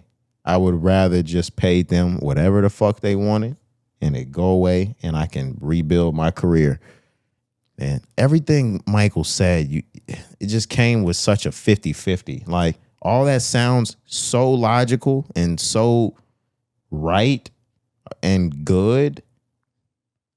But you could also pay them niggas off because you was fucking them boys. I was about to say, but it's children. I think that is kind of why it's always a 50-50 thing as well. I agree with you, right? It's Mike, the way he speaks, right? The conviction that he may, show, whatever it may be. But you're talking about children, bro. So for me, at least, that's why it's always a thin line where it's like, nigga, yeah, that's Mike. And I haven't seen it yet, obviously, again, but like just thinking back to the stories and what I remember from just being a child. And as all the other years have passed, it's like, regardless, bro, like these are little kids. So, I think that's always going to shine light on this story. I get you not wanting to be OJ. Because who the fuck wants to be OJ? But yeah, but we needed to know. But like, nigga, these are children. Yeah, you can't just blow young boys. Michael gave him a Blumpkin. Yeah. hey, nah, hey, nah. You're not fucking doing that to Michael. Michael wasn't giving no boo boo head. Michael wasn't no shit head. Nah, that's crazy. A Blumpkin. All right, listen. A Blumpkin is already fucking disgusting. Giving a kid Blumpkins makes you the most dastardly motherfucker on earth. I almost choked, bro. Oh man, that's crazy. Nah, bro. Nah, bro. That's crazy. We can't do this and find out all of our greats were fucked up. Did we ever talk Bob Barker on here? I don't know if we talk Bob Barker. You heard the stories about Bob Barker? Fucking course, nigga. Like I watched Cari fucking shit all the time growing up. Price is Right, nigga. Yeah, I was gonna say like my grandma raised me on Price is Right, so much so that if there was a day I was sick from school, I'm going to Granny's house. Mm-hmm. If it's summer break and Mom Dukes had to work before she had to, work from home, we was doing every summer at Granny's house. 10 a.m. means that motherfucking TV's on CBS and The Price is Right is on. So much so that I do that today. It's like a ritual. I still do it today. Let me have a day off in the middle of the week and I'm just at the crib. 10 a.m. Y'all seen, I've posted before, nigga. I'm watching The Price is Right. It's what, Drew Carey now? It's Drew Carey now. But still, like, it's The Price is Right, nigga. Anybody can host it. I don't give a damn. But back to your point, Bob Barker. Do you know how much it broke my heart to find out this nigga was a motherfucking racist? Racist. Oh my, yes, sir. I mean, he don't even, like you couldn't even get next to him. He didn't want like. He didn't want the black women from the show next to him. I was about to say, some people are, racist to a certain extent. Bob Barker was so racist, like, he don't even want you to be near him. He don't want you to touch. I can't have black skin on my white skin. Yep. Like, he that type of racist. Get niggers away from me type guy. Like, bro, like, yeah. Like, yeah. When I tell you that shit, like, and I know this sounds small because we don't have that much of a connection to him, but we do emotionally. When I tell you that shit real deal, like, broke my heart, like, that is crazy to know, like, this nigga I watch every day. And when we were born, we were past the Jim Crow era. We were past, like, the integration era. So we're watching black women jump on stage and kiss him on the cheek. Yep. We had we watching him in Caddyshack and shit. I forgot what movie that was. It might have been Caddyshack. He did a cameo in one of those movies on some golf shit. It's probably that. Who's Your Caddy? Maybe? Who's Your Caddy? Something like that. Maybe. But definitely an Adam Sandler type movie. Yeah, bro. When they had a whole documentary, I had a friend of mine send me a link to the documentary because they knew how much I loved Price is Right and Bob Barker. Specifically, Price is Right with Bob Barker. I love Drew Carey, but Bob Barker Price is Right. That's it. Yeah. Send me that, and I was like, you got to be fucking kidding. I sat there and watched the whole thing. Like, you're kidding. Oh my God. Yeah. I haven't seen the doc that you mentioned, but I've seen enough clips and put enough pieces together on my own, from whether it be Instagram, whatever, just things on the internet. But yeah, I've literally seen him. Shit, there's this one video where, what's the last thing, the showcase? Yeah, the Showcase Showdown. So there's this episode where a black lady wins and she passes out. I know what you're talking about. She literally passes out after she wins and she just falls out. She's on the ground. And Bob Barker, like, he don't really show it. You got to really like look, but he like, don't give a fuck. He like moves out the way. Hey, y'all come help this nigga. Basically, when any other moment your contestant is like on the ground unconscious, he didn't give a damn. Nigga, roll the credits. You know what I'm saying? Like, that's just a small example that probably, you can make whatever you want to make out of that one. But I have seen some other ones where, again, he don't even want you to touch him with that black hand. It's your black ass hand. It was only because of Bob Barker that it took so long for them to finally get a black showgirl. That's why the black showgirls weren't allowed next to him. Like, man, yeah. Get deep, bro. That is, man. That is fucking crazy. It gets deep. Sorry, but we were just in documentary land, and that kind of, we landed on that. Yep. Side note, before we move to the next topic, which is still going to be film, the Knicks just went up by 1 point with 1 minute left. I shit you not. Cari, you are fucking lying. When we started this podcast, it was halftime and they were down almost 30. I'm looking at this shit right now. Cari. And I told you this right before we started. I said, we're going to look up. It's going to be the fourth and they're going to be up. And I literally was like, bro, that can't happen. They're up by almost 30. You can't let these niggas come back. And we'll get to sports as well at some point in this pod, but I do want to stop right here because a lot of this has been going on in real time. And I want y'all listeners and viewers to know how much we love y'all, that we sacrifice nights of the NBA finals to put this fucking content down. But Cari, real shit, San Antonio blows this game. They deserve to lose. They lose this game. It's series over. It's series over. And they win in 5. And they deserve that shit. Oh, yeah. Up, bro, there were so many points, and I'm sorry, guys, because we'll go back to this to talk game 2 and 3. But we're just talking game 4 right now. There were so many points in this pre-production while we were watching the game that these niggas were up 24, 25, 26, 27, and holding it. Yep. They had 70 points in the first half. How have you only scored 30 points in the entire second half, Cari? Yeah. You scored 70 in the first. They scored you've gotten half of the points. All right. Whoa. This means a lot. Yep. Knicks are currently on an 8-0 run the last 3 minutes. But San Antonio has the ball at this moment, just called a timeout. But like you said, we'll get to that later. But New York is up by 1 point at this moment, bro, with about 38 seconds left. I'm looking at it. The third quarter was just shit for the Knicks. Not the Knicks, the Spurs. 41 points first quarter, 35 points second quarter, 14 points in the third quarter. You can't do that, bro. Meanwhile, yeah, the Knicks almost doubled. They had 26 in the third quarter. That's it right there. In the fourth quarter, San Antonio has another 14. That's how you lose. And New York put up 30 in the fourth. That's exactly how you lose. That's how you lose. Oh, my gosh. It's terrible, but that's how you lose. They burnt out. You can't burn out like that in the second half. You got to kick. We watched so many of those Gatorade commercials growing up that it stuck in me as a basketball player. You know how to. You need to know how to kick that fifth quarter in. Like real shit. I remember the Gatorade promos. It was like they had the Gatorade fifth quarter for after the game. Like you need to know how to kick that motherfucking fifth quarter in, bro. Like. And in overdrive, every car has that overdrive. Like, of course you can, fuck with your gear shifts, but you got to know how to hit overdrive and just take that bitch some speed. It can't go. That is crazy. Yeah, bro, it's crazy. Wow. OKC would have never. All right. OKC be putting up a fight right now. Facts. But let's move forward. All right. All right, Scary Movie 6 is out, and they've opened up with a huge weekend as well. Yep. First weekend worldwide, they did 105.5 million. Yeesh, man. I think that's the largest opening for a scary movie. Yeah, and it's the largest opening for their for the franchise. Okay, so franchise. Okay, yeah. So there's it right there. Yeah. Wow. And I guess this is a good time for me to say this.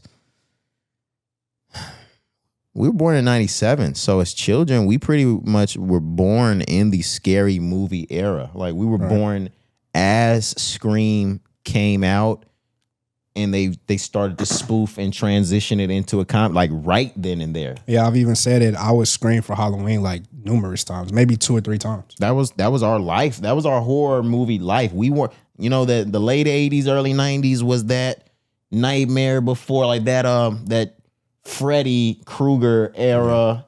90s after that is a little bit Jason. We had Scream. Like that's the late 90s and the 2000s horror person. Yep. I don't like the Scary Movie series, Cari. Is that really crazy? Nah, I don't necessarily think you're crazy for that, but why? Tell me why you don't like it. Something about, and it's not all of the movies, something about some Wayans movies are just entirely too corny for me to get into. And I always felt that way about the Scary Movie series. I don't want to take it like that with this movie because I'm grown now. They haven't done a scary movie in a really long time. I am actually excited to go see this in theaters. I'm gonna go see it. But I think back to other Wayans brothers movies like I'm gonna get you, sucker. Don't be a menace. I fucking hate Don't Be a Menace. Like, I don't know. There are other people that really do find it absolutely hilarious. I hate Don't Be a Menace. I don't know what it is. It's not funny to me.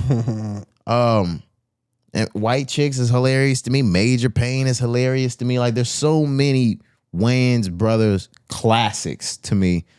Scary Movie has just never been one of those. But I have seen the previews for this one, and it looks hilarious. I want to see it. Yeah, so as you were talking, I was sitting here thinking to myself, like, how much do I really like or enjoy the Scary Movie series in its totality? And I won't necessarily say I ever disliked it. I don't think I ever did. Like I mentioned already, you know, as a kid, I remember specifically asking to be Scream.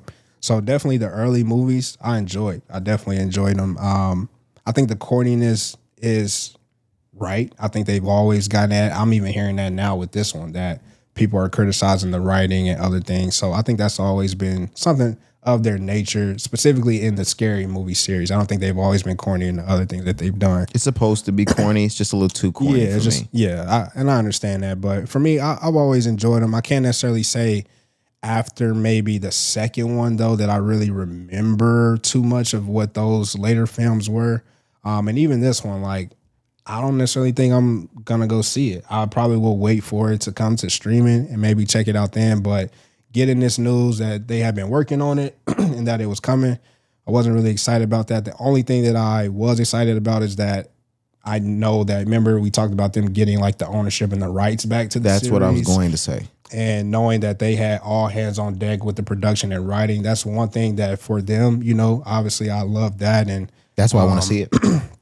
And really just praise them for being able to do that. But yeah, for me, again, like, I'll probably just catch this one when it comes to the streaming services. Didn't really have any, you know, hooray or hoorah, jump for joy when I saw that this movie was coming out.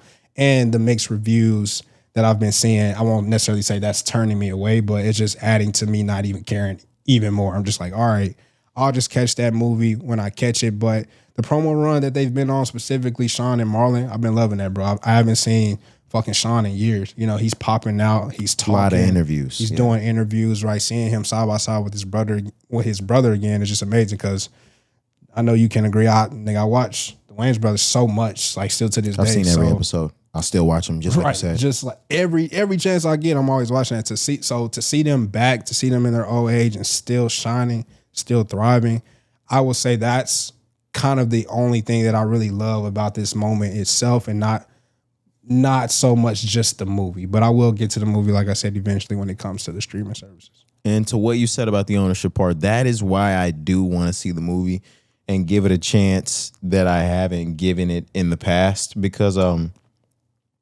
were the Wayans Brothers a really big part of the Scary Movie franchise? Absolutely, which is why they've been given the ownership rights. But they were not always the writers. And they did not always have the creative control over the film.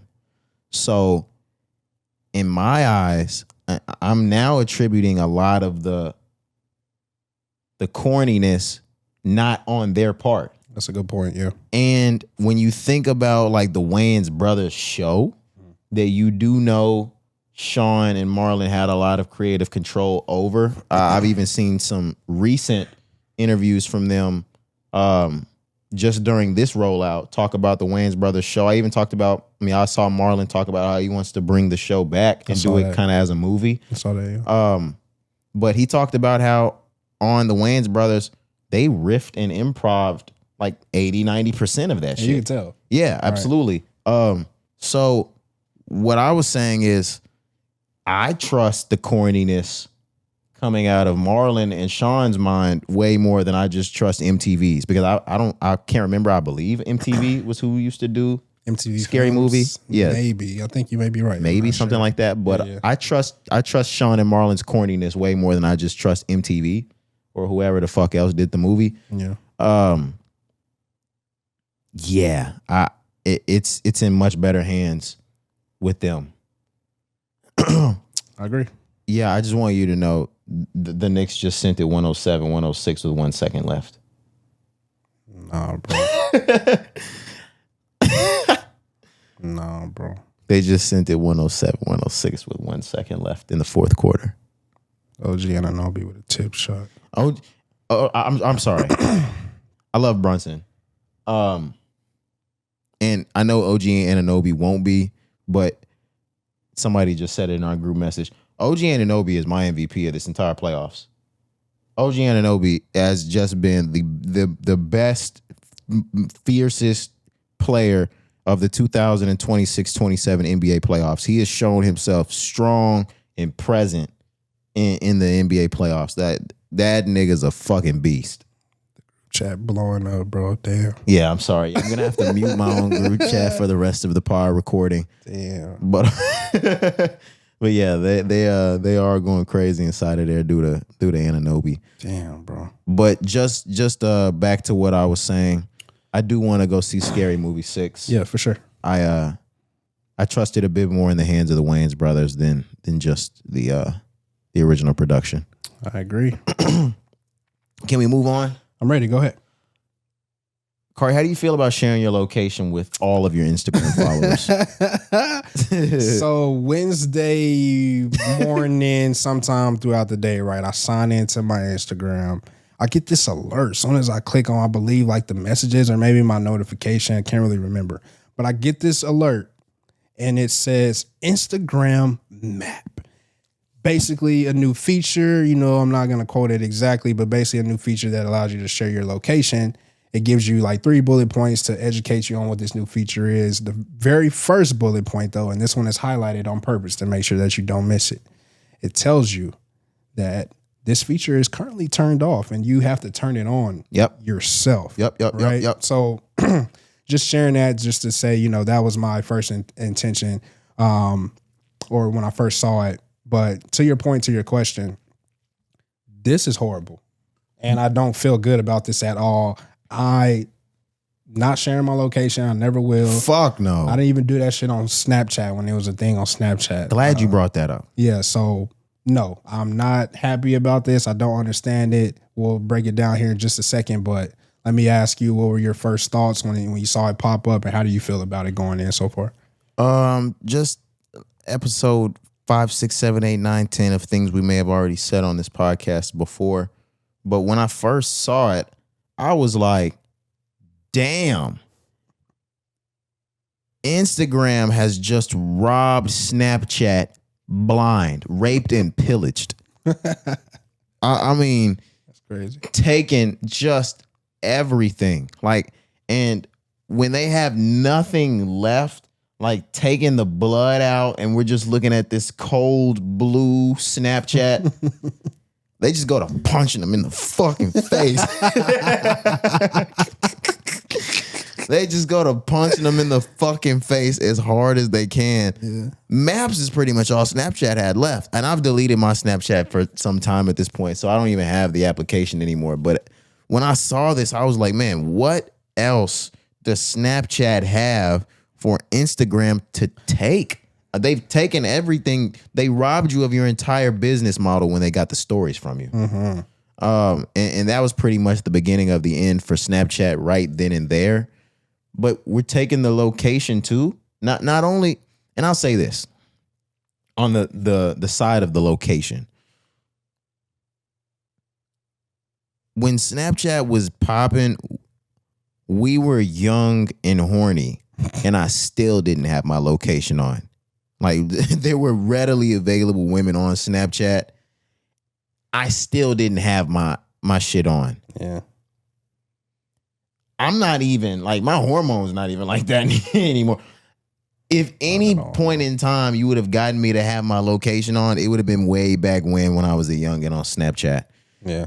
Now I'm entirely too grown. And even for the ones that aren't grown, I think we're in such a day and age when it comes to data privacy that even I feel like young kids know that this is such a hazard and a risk to have your map and your location visible to hundreds, if not thousands of people. Strangers too, bro. Strangers. If not millions, hundreds of thousands. Like, it's not safe. I don't really have too much more outside of that, but the shit's just not safe when you start to be able to pinpoint. Like, that's the other thing. Me being IT, you start to be able to pinpoint niggas' locations. You start to be able to pinpoint niggas' IP addresses. You start to be able to pinpoint niggas' phones, niggas' computers, niggas' iPads. I don't need y'all to know that shit about me. Man, what? Fuck you. I'm covering all the cameras. My shit in tinfoil in a microwave, nigga. Facts, this is only beneficial for the FBI, like the police. Them the only people that are going to benefit from things like this, because if they need to find somebody, it allows them to find somebody. But just for the average human being, you know, like you mentioned, whether you be a young adult or, you know, someone our age or above, not only is it hazardous, you know, not only is it a risk, just from Instagram standpoint, from the logistics side, it makes no sense for your app. It does. That's where I'm like, I don't even get this for the sake of Instagram and what Instagram is supposed to be. I know it's changed over the years, don't get me wrong, but what that app is today, right? All the shit that we can already do when it comes to, you know, posting, whether it's a, you know, a city location on a single post, whether you're posting on your story to show where you are. Why do I now need to pinpoint exactly where I am when I'm basically already taking a picture and showing you where I am? You know, like I just don't get it. Like it makes me have so many questions where I'm like, for your app, for your platform, why is this a feature now? In my eyes, Corey, and maybe they were able to do this before, but in my eyes, those that do have this stuff on, your phone will then ping around certain locations and they will be able to accurately advertise businesses in places that are in your area. Send those types of things to you. And I may have that wrong, but that's what I start to get. Oh my God, it looks like if I'm at a concert or a festival or at a party, I can just put my location here and all my friends will just know how to meet me there. And that sounds so ditzy and fucking stupid, number one, anyway. But I really think that's just the front door, and the back door is we can now sell them more ads successfully. Yeah. Because now we have the business models and business fronts that are nearest to them, that they drive by every day. And the longer they're going to keep their location on, we're just going to rack up data on where you drive by all the time. So yeah, we can sell you ads. And just fucking throw that shit at you. Oh, you pass by Jamba Juice every fucking day. Bro. Like, here goes some that. Oh, you pass by a fucking this. Yeah. No, you're right, because even if I think to Snapchat, right, the same question that I ask about Instagram, like why, if I now know what Snapchat is, again, I don't usually haven't had the app in years, but know like how many apps how many ads are driven through all that app, it only makes sense as to why if I'm Instagram, if I'm Facebook, if I'm Mark Zuck, I'm like, how can we get that over here? Oh, fuck it. Let's do Instagram app. And we're running ads right now as Facebook, hoping you guys click on this shit. We're going to have a way better chance you click on this shit. If it's shit you actually like and drive by, we know that you fuck just driving by. Like with this location, they're going to know you've been inside of Smoothie King 3 times a week. They're going to know you've been over at 24-hour fitness. Like, nah, bro. No. Bro, like, no. No. Not at all, bro. No, fuck no. We got to have some sort of privacy in our lives, man. Like, please protect yourself, protect your data however you can. And we share a lot. Don't get me wrong. I understand and I get it. That's the world we live in. But as many things that you can control, like something like this, don't opt into this, bro. I just don't. It's just not necessary. Speaking of things we can't control, and this is another sidebar, just, you know, I've started to read into this. They have already started developing. They're already out, and they're continuing to develop more and more. They have satellites in the sky now that they're reading your VIN number and your plates and shit. Like that. Yeah, I've seen. They don't have to do that shit anymore. I mean, you can still do your, what's it called? Tag, your whatever that fucking thing's called, toll tag. Oh, okay. But it's different now. Like you're not getting away from any more crimes. Yeah, from that level for sure. Because that's where I was going, like crime. Yeah. Because I've seen where they're already using, whether it's AI technology or what you're talking about, where they're like trying to verify individuals just simply off of that, and they're getting it wrong. Oh, okay. Unfortunately. Okay, cool. Right, but I mean, no, right, for sure. They're getting it wrong so far, but it's only so long before they start getting it right. And getting that shit precise as fuck. And And at that point, and this really, I guess, would only matter for criminals, but having that peace of mind just feels good if you ever wanted to. Bro. Like, I don't plan on doing anything criminal like, but knowing there are satellites in the sky that at any point in time you were to do something wrong, they can track your vehicle wherever you go. They'll be able to scan it, read that number, like anywhere. Nigga, you could be a fugitive and we're gonna follow that car everywhere. We're gonna know. Black Mirror, bro. Man, I want to live back in the times where like Stoney could do everything she did and set it off and go restart that shit like 400 miles away. That bitch just went to Mexico. Facts, started her whole life over again. Yeah. Cut them braids like we wasn't gonna Stoney. We know. All 4 of your friends are dead, Stoney. Oh man. But I think that does it for Instagram. Just don't. I can't tell you what to do, guys, but if I can make any advision towards you, I would not use the map apps. One of my aunties is already using it. Like, God bless you. Like, I love you, auntie, too, but like, I want you to turn it off. I would love for you to turn it off. I'm gonna tap in with my cousin and tell your mama to turn it off, man. Because I love y'all though, but only because I love y'all. Facts. Let's move forward. You ready? Yeah. Let's get to the nitty gritty, Cari. Let's get to the meat and potatoes of the podcast. Over this past week, we watched young 17, now 19-year-old Carmelo Anthony from, I believe, the North Texas area. He's from this Frisco. area. From Frisco, Texas. And you, I'm sure you guys have heard of this. In 2023 or 4, one of the two, Carmelo Anthony was a 17-year-old boy in the North Texas area. He was a student running track and field for his school. And he attended a track meet. And if anybody who's been through school like we have knows track meets, it's not just your school. It's a bunch of different schools from around the region that show up. And at this track meet, it started to rain, and they had a rain delay. During those rain delays, of course, everything's track and field, so everything's going on the field. We can't stay on the field and stuff and on the track during the rain. So they kind of navigate everybody. And if you've been in any of these instances before, even if it's a football game or some other instance, you know that they kind of take you under the bleachers of the football stuff, or maybe where the concessions are, that entire area that's covered. And if not, we have like a tented area. And in this instance, they had a tented area. And they had different tents for each of the schools. But we ran cross country before, so there's always a tent set up for the different schools. The young Carmelo Anthony was invited to a different tent by a friend.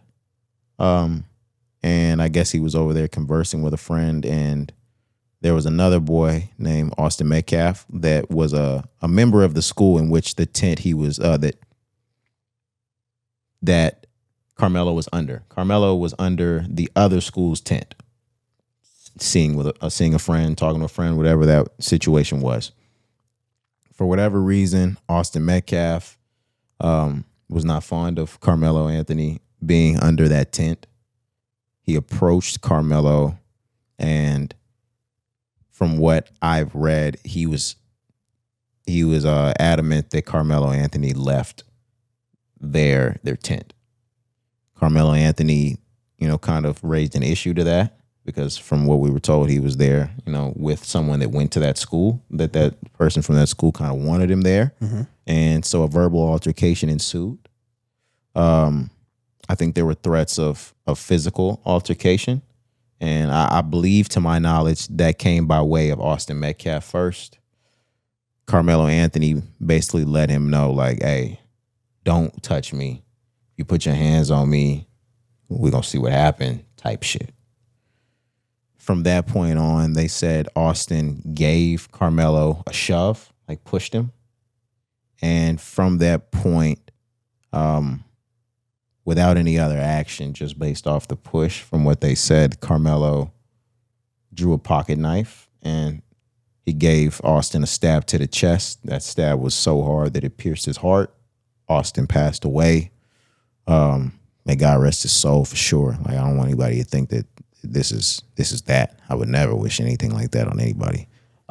So fast forward 2026, June, Carmelo Anthony, who's been out on bail or out on bond, goes to trial. And when I tell you these niggas take right to a quick and speedy trial to a new fucking level. His trial started like last Friday or some shit. Yeah, bro. They had this nigga convicted guilty by Wednesday morning. Yeah. Sentenced. Or maybe Tuesday. I think this was Tuesday. Yeah, he was sentenced by Tuesday or convicted. Convicted Tuesday. The jury decided on his case on Tuesday. The nigga was sentenced on Tuesday as well. That's what I mean by this is one of the fastest fucking trial decision sentencing I've seen happen at once. Usually they re-adjourn for a couple of weeks for the sentencing. Yeah. They said, no, we're going to give this nigga his shit right now. And then by Wednesday, we saw as well already being transported or transferred to prison. He's already at the prison. All right. And this is, I want to connect on just some hood tip or just some jail tip, but I've experienced this with family members. I have friends of family members I've experienced this with. And anybody that's listening that's had any friends and family or themselves go through the system, you know that once you are sentenced, it takes a little while for that bus to come get you to transfer you over to prison. Thanks, bro. It takes a bit. I'm so serious. Yeah. They had that bus waiting there for that nigga when he was done. Like, everybody knows gassed up. Yeah, bro. Like, yeah, gassed up, ready to go. The same one that Martin and Eddie was on Life. Like, yeah, he has already been transferred to his prison facility. Yeah, it's crazy. And they have sentenced, or did you have something? I'm sorry. Go ahead. They convicted him as guilty and they sentenced him 35 years in jail. And they made half of it mandatory, meaning that he won't have option for parole. And that's not even, I'm getting out on parole. That's, I get to see the parole board and request to be let out for 17 years. 19 years old currently. You and I did the math earlier. We're looking at around 35, 36 years old. Yes. By the time, again, you even get an attempt, not even a guarantee, an attempt to be before a parole board. And 51 if he serves his whole sentence. 51 years old if he served the whole 35 years. I think about like age 1 through 18 as like chapter. Say you get quarters of your life all the way up to 100 years. I think of 1 through 18 as chapter 1, your first quarter of your life. Yeah. Then I kind of think of, 18 through 25 and then 25 or 18 through 30 and then 30 to maybe 55, 60-ish as your second and third quarter. They done sat this nigga out the whole second quarter. That's crazy. Bare minimum. Right. Yeah, that's crazy, bro. And I mean, just knowing you don't really get to live much of your own life free as a kid, younger than 18 years old. I mean, the highlight of your life, and I know you get married and you have kids and you experience a different stage and phase 2 of the highlights of your life, seeing it through a different lens. But that young, in the sun, having fun, highlight, late nights, love that girl, hang out with the guys, do that dangerous thing and see if you might get away with it.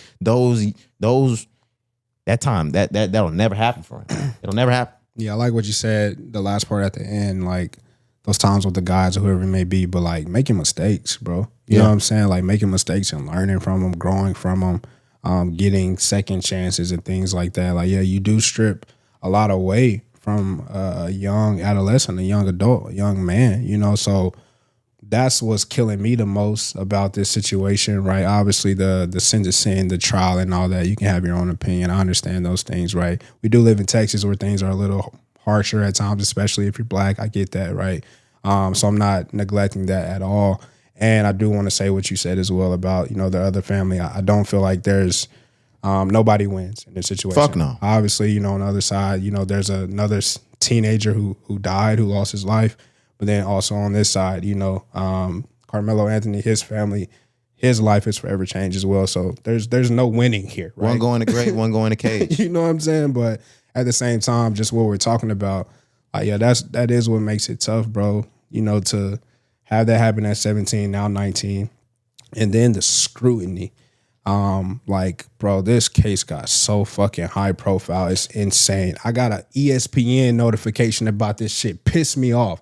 Why the fuck am I getting an ESPN notification about this? It has nothing to do with sports. That's how big this shit got. I'm like, bro, this is crazy. And of course, because it happens in our area, so like when shit gets so worldwide like that, I'll be like, bro, like that's just insane to me. I remember ESPN reported when Young Thug got arrested. Bro, like what the fuck are we doing, man? Like, man, get off my fucking phone like, with this bro, shit. Y'all lucky. I don't even know why that shit is on. Like, I have breaking news notifications on for certain things. I shouldn't even got that, but that's besides the point. Yeah, bro, it sucks. You know what I mean? For the Anthony family, for the Metcalf family again. And it just became so high profile where again, like, bro, you just see all the negativity. And that's why this case itself, for me specifically, right, even from the start, of course, I got as much knowledge as I could. I understood. I knew what was going on. Yeah, you had to. I tried my best to get as much. Right, as much as I could. But currently, in the backlash, now that everything is over, I can't, like, soak in it, bro. It's so negative. Whether what side you're on or not, like, it's not even... Everybody is just so negative about this shit. I'm like, bro, I can't sit in this all day long. It'll fuck you up. And we live in a time period where nobody's a nice guy anymore. Whether you're black, white, Republican, Democrat, right? Both sides have to have this agenda to just be mean as fuck and nasty as bro. Fuck. Like, it's crazy. But Cari, I am very curious to know your opinion on the case, and I mean I don't mind sharing mine as well. Yeah. You want me to go first? I mean, sure. Go ahead. Yeah. Go ahead. Don't matter. I am one of those guys that sue me. I'm rooting for everybody that's black, and I'm always gonna be like that. And I had this conversation with my girl because she's coming in spilling all the facts, in which I know every fact, just like you know every fact.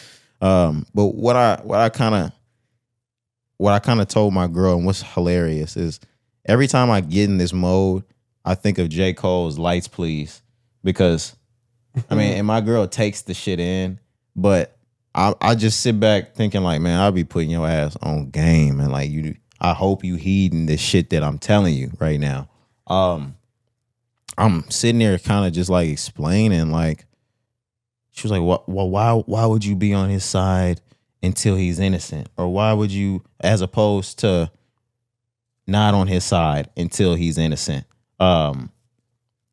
And I was basically explaining to her, like, have I read all of the facts? Yes. Have I made my own opinion, which I'll get to in just a second? Absolutely, I've made my own opinion. But when it comes to us and in this life we live in this world,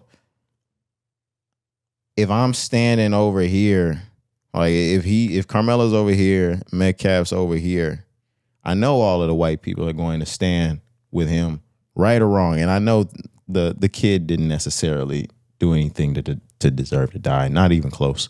But if the judicial system is going to stand over there with him, right or wrong, and the white community is going to stand over with him, right or wrong,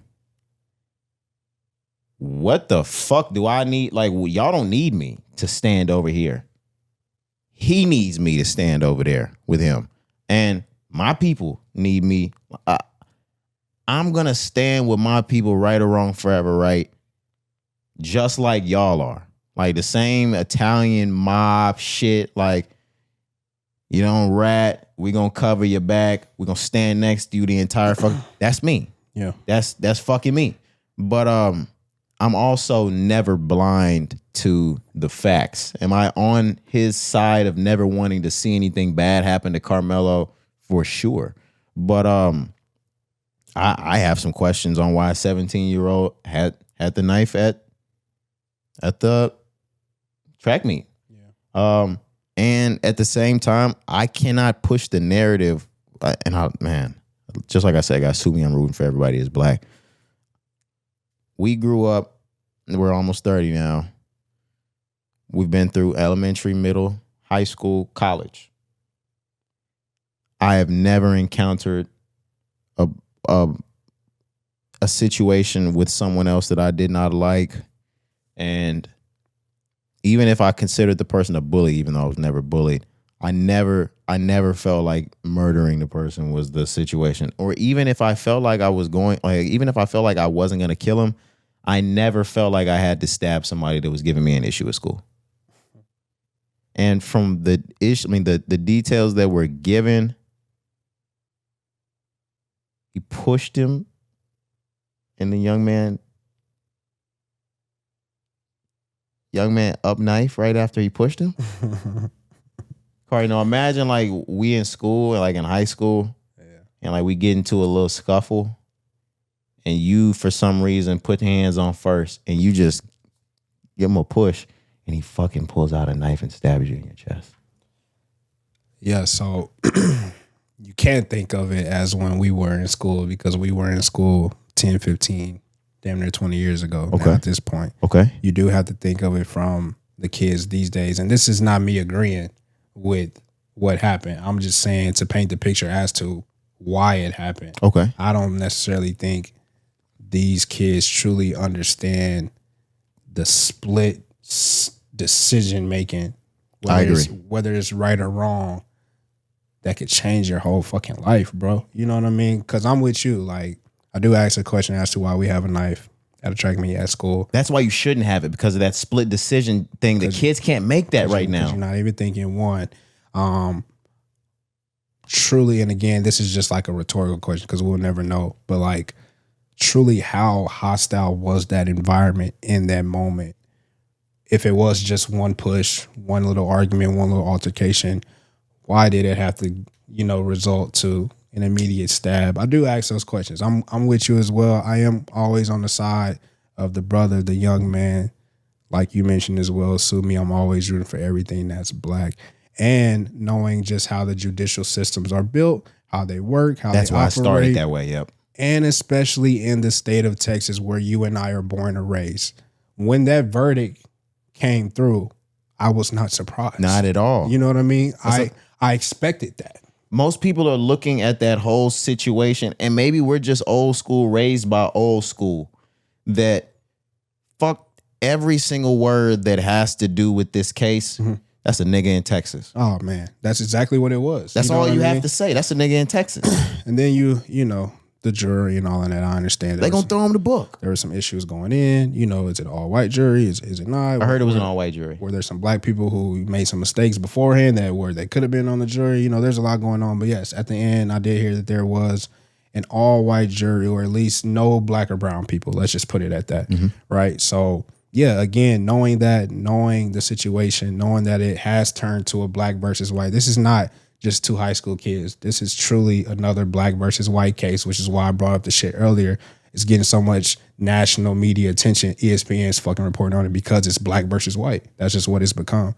But back to the point, yes, I do stand on the side where always I'm going to rep and support anything that's black, especially knowing the courts and the way that they're set up, knowing how things operate in the state of Texas, and knowing how all of the white folks, regardless of right or wrong, they gonna side that way anyway. They already there. So I'm gonna put my foot in the sand over here. And they already have the upper hand, bro. That's the dangerous part. They already got one up on us, regardless of the situation. That's what made this shit so painful. So again, when the verdict came in, although it was fucking heartbreaking, we knew it really wasn't for me because that's exactly what I expected. Yep. That's exactly what I expected. And when I said a nigga in Texas, I don't mean that's how somebody acts, because I may not have given the best context. When I said a nigga in Texas, I mean we've lived long enough as young black men in Texas to know how they are going to treat or how accordingly they are going to handle a young black man in the judicial system. This type of instance, a murder case,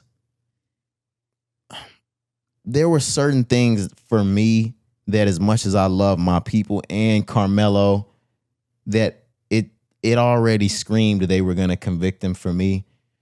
As soon as I looked up if a 17-year-old was allowed to have a knife at that age, not only did it say no, but the thing was that we knew this too. Like, you're prohibited on school grounds and school events to have one. Even if you are an adult, you could have been my age, and you're prohibited to have those types of weapons on school campus grounds or school sponsored events. Mm-hmm. So this is the same thing. And we're going to talk about another situation after that. When it came to the age thing, that's how I started to know they were going to pound gavels certain way, because they start to rewind everything back. Okay, why did he have it in the first place? Should he have had it in the first place? Oh, it was illegal for him to even have possessed what he murdered with. So fuck whether or not he was justified in self-defense. This whole encounter was illegal. And that's the type of shit that if they have a backbone to even stand on, they're going to jump on that bitch. That's the courts. Yeah, they're going to courts, bro. And knowing it, yes, like you said, courts, legal system, all a lawyer needs is one little bit of legal ground to stand on. And they're going to get on a bike and run on it, and just go. Yeah. And they took it and ran with it. So the age part, the simple fact that we're living in a time period where they're trying to amp racism back up. Yeah, bro. We're being painted again as a hyper-violent race.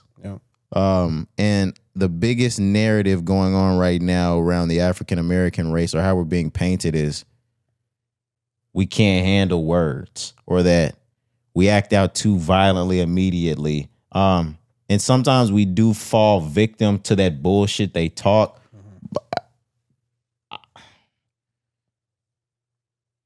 He wasn't armed. That was the number 2 of my part. It's really hard to win your case killing somebody with a weapon when they were not armed as well. Mm-hmm. Like, to stand your ground. Oh, I saw him pull a gun, I get to shoot him back. He had nothing but his hands. Mm-hmm. That makes it really fucking hard. They already look at you as violent because you're dark. Yep. You up the knife on the school property on a kid that, from what the witnesses say, and I'm not saying that I believe, never even threw a punch at you. That's how they're able to position this shit. Mm-hmm. We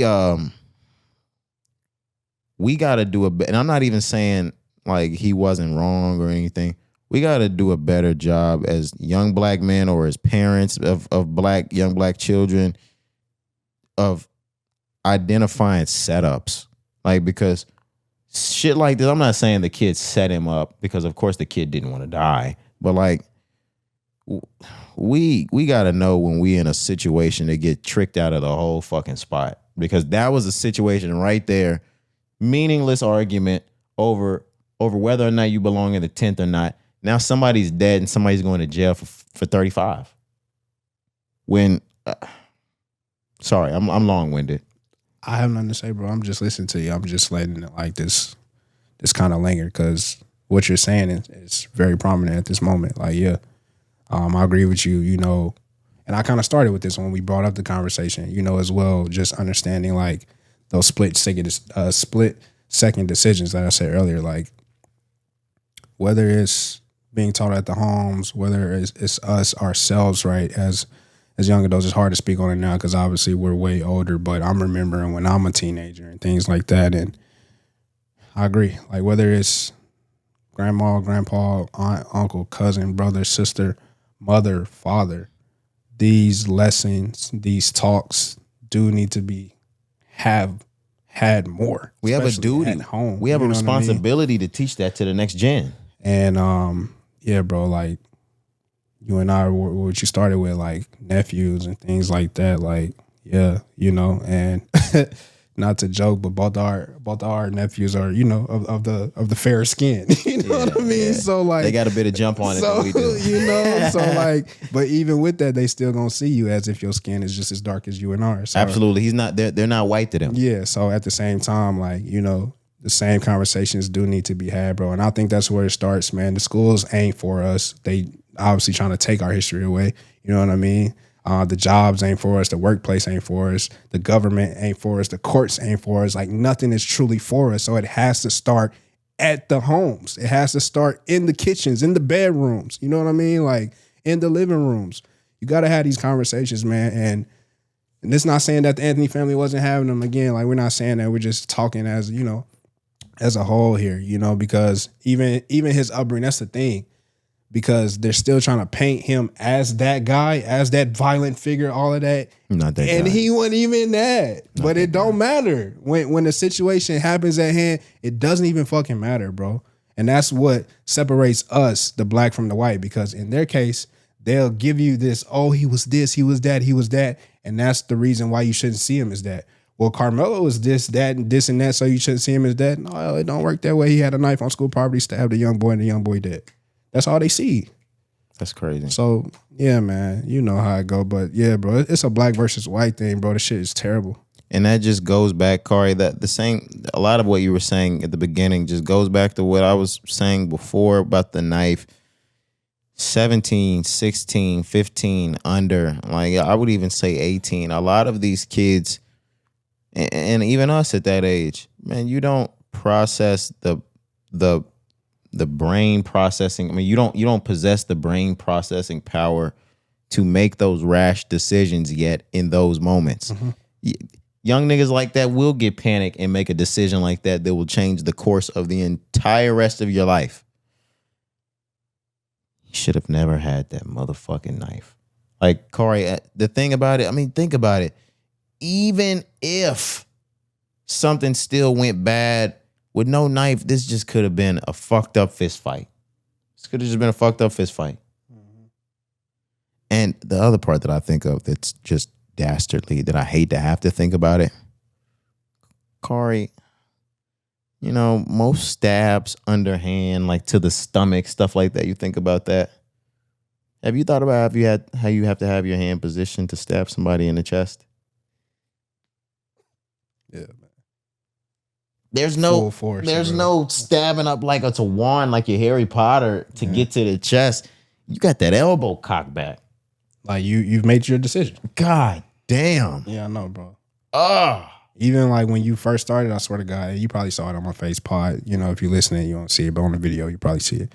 When we first started this conversation and you were just giving an introduction to the topic and you said, about the young boy getting stabbed in the chest and it pierced his heart, I flinched over here. You know what I mean? Like, I kind of had like a moment. White black man, you don't ever want to hear no shit like that, bro. No facts, bro. Man, and unless we don't know something, and I'm not talking about this situation, I'm talking about other things.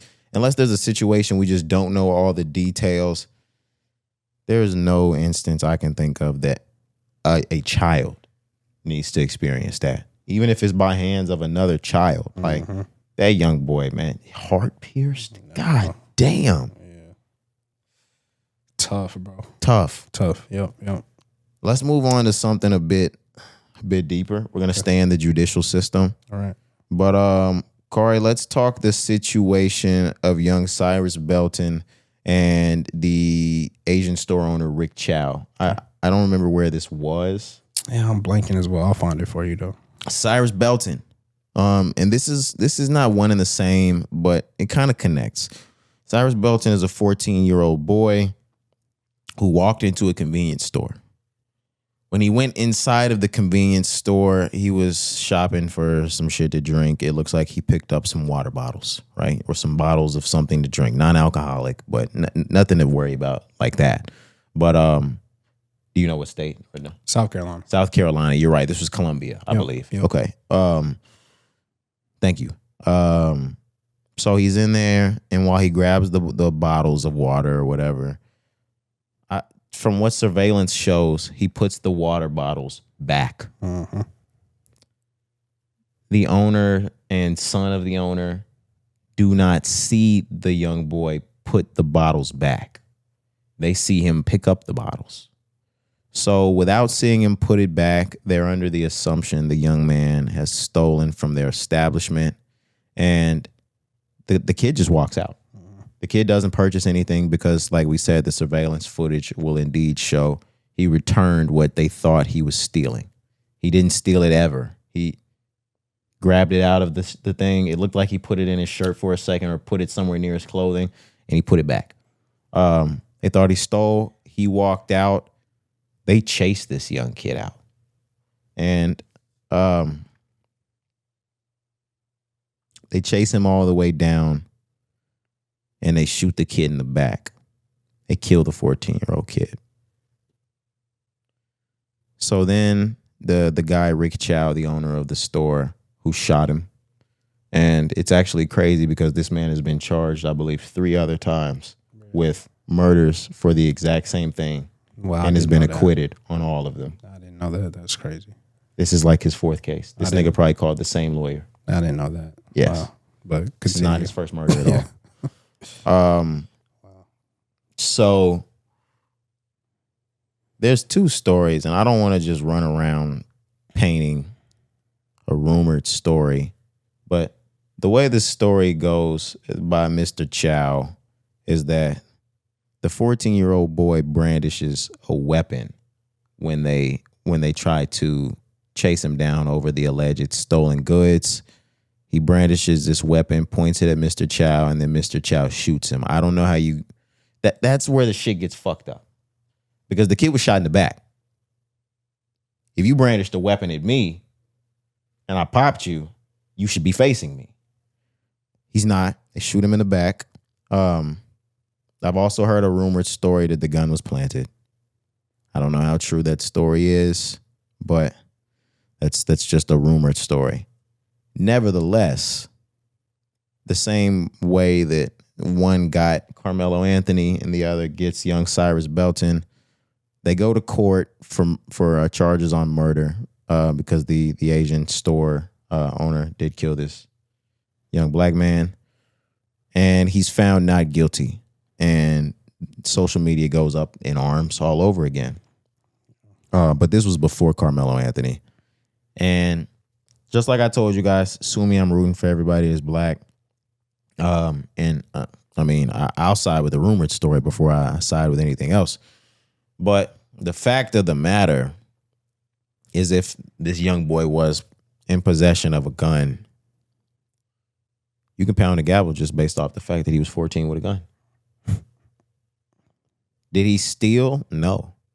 Did they even have the right to chase him down? Yeah. No. Not at all. Shoot him? Abso-fucking-lutely not. And I didn't even steal anything from your establishment? They found that gun. They had enough, though. Yep. That's all it takes. And the only thing that I will lean on the side that the rumored story is false is that both the prosecution and the defense are in agreement that Cyrus Belton had a gun. There was never an argument from the defense that that's not his. It was planted. That the story was consistent on both sides that the young 14-year-old Cyrus Belton did have a gun. Mm-hmm. What is not consistent is that it was brandished. Yeah, of course not. And I just hate these type of situations where you have to be alive now to tell the story to get somewhere, and he's not. And that's usually how it goes. And like you said, even with the previous case we talked about here in North Texas, same thing here in this case. When the defense has something to lean on, they're going to lean on it. They're going to paint a picture that may not be the true or correct picture, depending on what you may or may not believe. But that's all it takes. And especially when, again, it's, in this case, he's not white, but he's not black. When it's any color against black, we never get a fair shot, bro.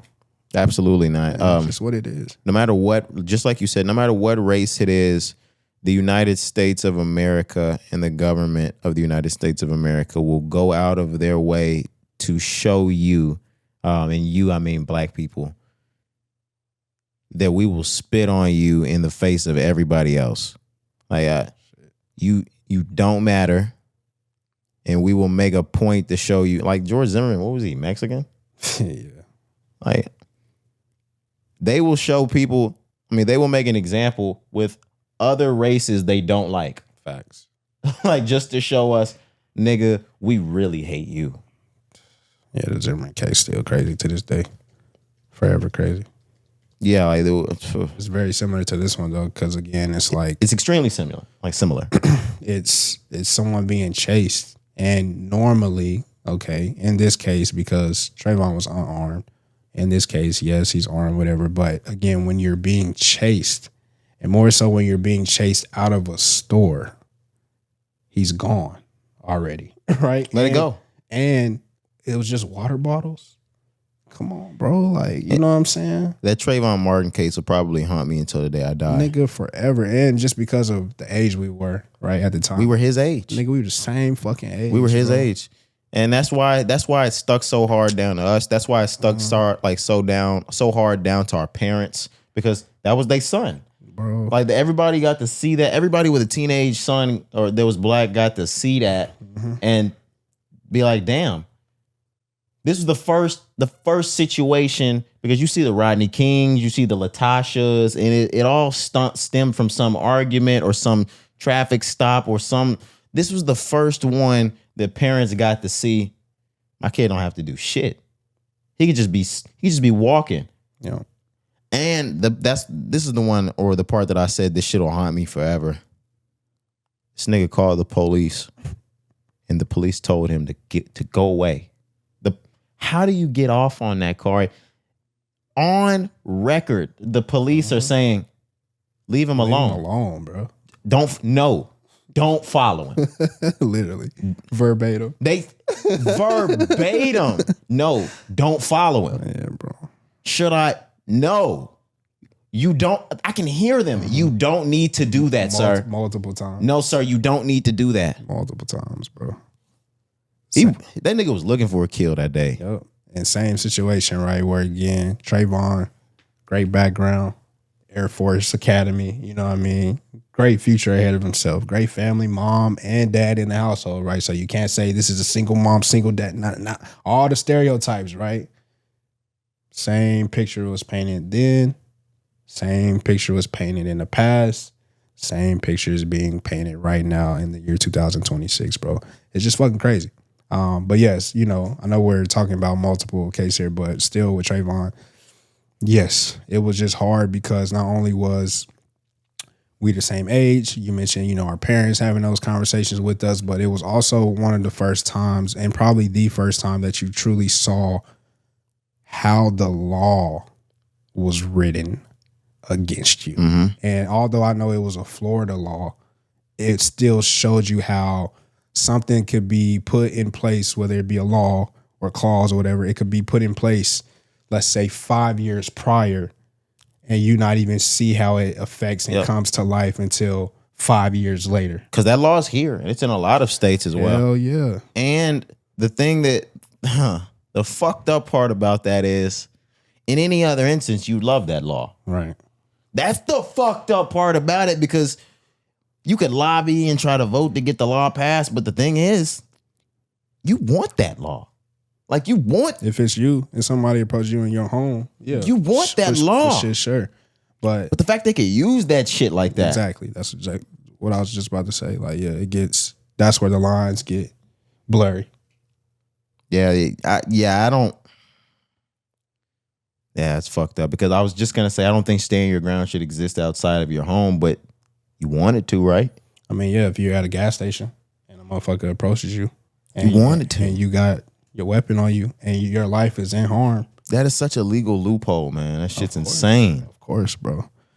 But I'm sorry, go ahead. Oh, no, I was going to say, because they don't even really match, the diabolical fucking lawyer who was sitting down looking at George Zimmerman's case, just going through shit and like, oh, I think we can use the stand your ground law. Like, what that nigga started was insane.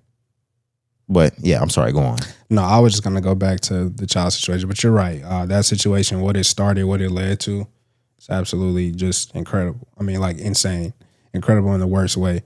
And even in the Carmelo Anthony situation as well, like, I think this, not only for North Texas, but I think this is starting another one of those, whatever you want to call transition periods. I don't even know what to call these things, but one of these movements where turning point. You're going to see, a turning point is a better phrase. You're going to see a lot of things happen and change and come to life from this situation right here. But back to Mr. Child, the last thing that I just want to say,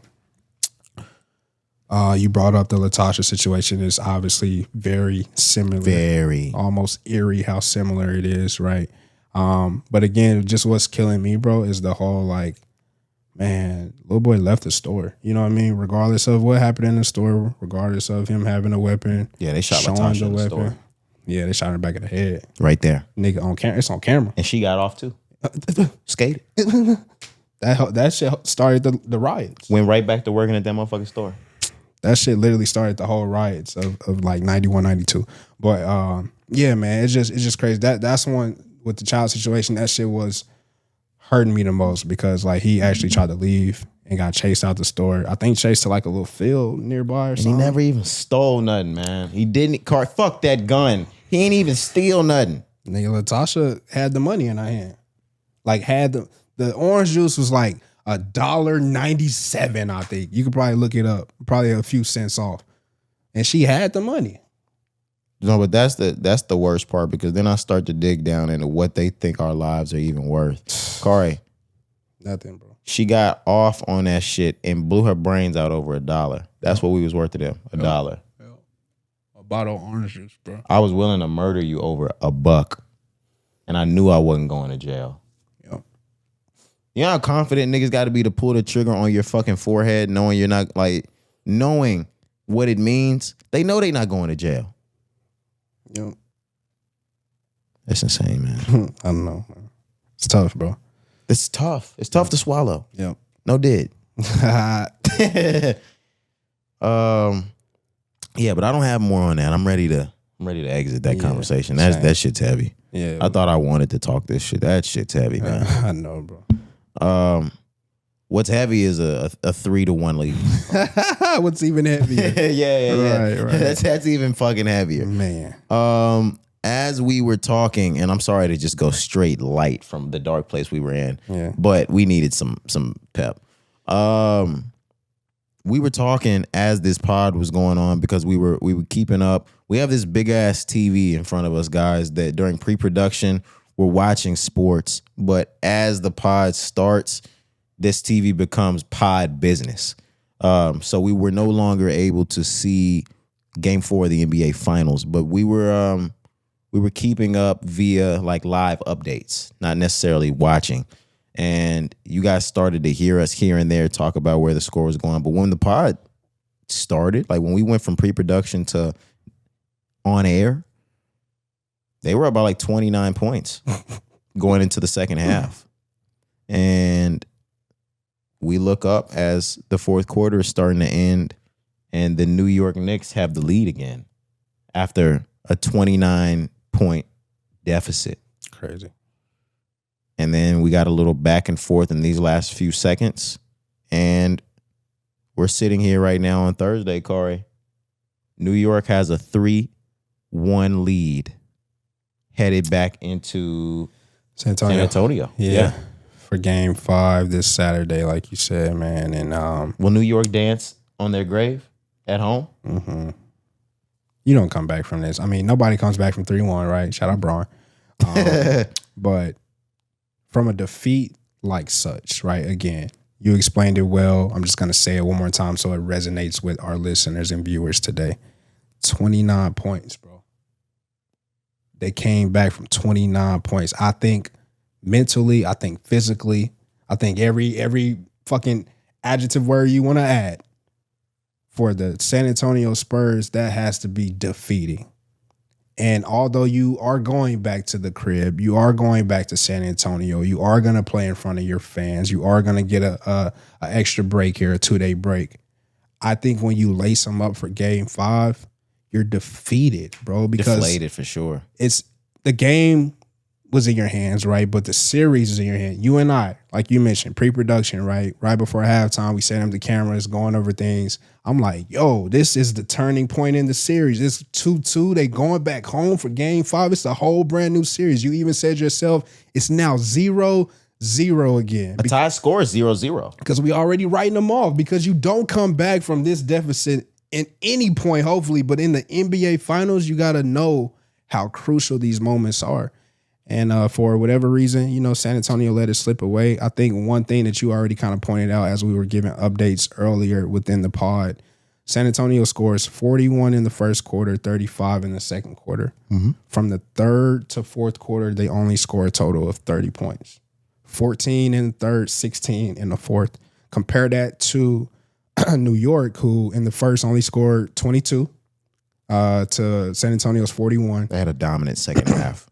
They scored 27 to San Antonio's 35. This is the first half, so this is how you get down by 29.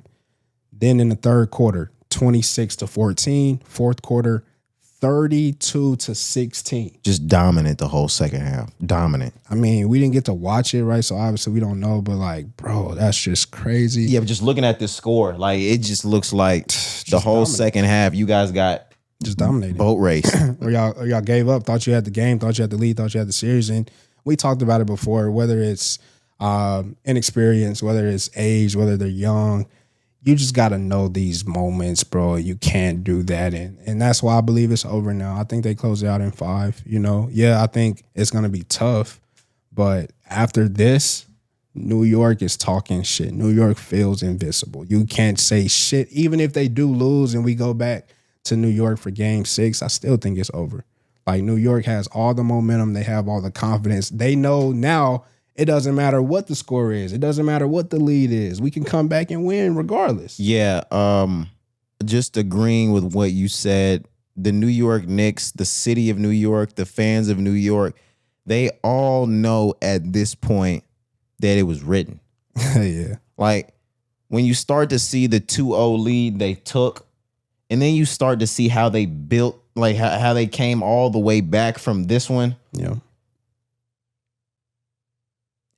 These last 3 to 4 games have pretty much showed, except for the San Antonio win, that we can pretty much win in any fashion against y'all. Man. We can win dominating the whole game. Mm-hmm. Nigga, you could take us by 30, we can still come back and beat. We have shown, and I'm just saying we as New York, we have shown that we can beat you guys in any fashion. So now, as the city of New York, we have the ultimate cocky and confidence right now, because to be completely honest, we now know there's nothing you can fucking do. Yep. You can go up by 29. We still gonna beat the shit out you. It's over.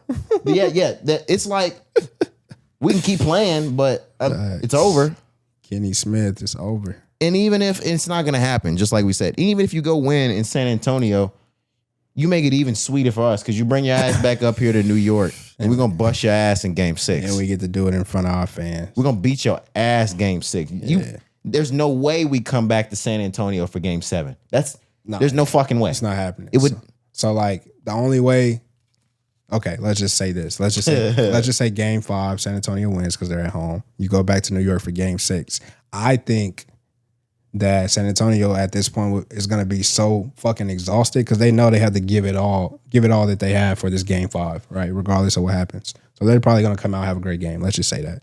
But now you got to go back to New York. Now you got to deal with New York again. Now you got to deal with the travel, and you got to deal with a team that, not reiterating what we just said, but they're so confident they don't even care. They probably want to go back home and win it in front of New York. Yeah, fuck you. We're going to run over you in New York. You don't want this to come back to New York. Yeah, so it was a good run. Great. Hell of a season, guys. Hell of a season, San Antonio. But I said this at the beginning. San Antonio is going to get a couple more cracks at this. They're a young team, and it's the first time for a lot of them going to the NBA Finals. Yeah. Not everybody knows how to experience that. Although New York is a new team together, like all of them, there's players on that team that have been to that level before and know they've seen it before. Jalen Brunson has led that team. OG Anunoby hasn't been there before, but that nigga's a dog. He got a ring. He was just hurt. Or what was it, Cleveland? Or what was he with? Toronto. Toronto, yeah, you're right. Kawhi. You're right. He was hurt. He didn't play in the finals or the playoffs, I believe, but the regular season he was killing. But you're right, though, what you were saying. That he hasn't technically. He ain't play. But you're right. I didn't know that. Yeah. Man, that nigga is a beast, Cari. Do he get the MVP? Him and Brunson both had 30 this game. I was looking at the stats, right? But I feel like the NBA is going to give it to Brunson. But, man, he's one of those Golden State, Andre Iguodala type players when it comes to this postseason. Like, if he's been the most consistent. If OG Anunoby was not on that squad, New York wouldn't be here right now. Yeah. I'm serious. And that's with everybody on the New York squad. There's even been parts in the playoffs. You've talked about how Brunson hasn't had to go crazy. Or the other players over there, they haven't had to go crazy because the supporting cast has been taking care of business. That's OG Anunoby. Yep. I would love to see him win the MVP because he deserves that shit for sure. But if you were to give it to Jalen Brunson, that's another player. Maybe the playoffs, you don't get all the way through without OG Anunoby. You don't get here at all without Jalen Brunson. Of course. He's your leader. And if they give him Finals MVP, I have absolutely no problem with that. But everybody know the People's Champ Award go to OG. He the People's Champ this year, for sure. Yeah, man. Nothing else that I have, though. That was just crazy. I didn't think we would be here saying this. I thought we were going to have at least a Game 6 series. Yeah, this is crazy. And we still may, but, I mean, the tides are turned. Like, it's a different Game 6 now if we have it compared to the Game 6 I thought we were going to have initially. So, we'll see. Yeah, I thought this was going to be so good. It went into Game 6.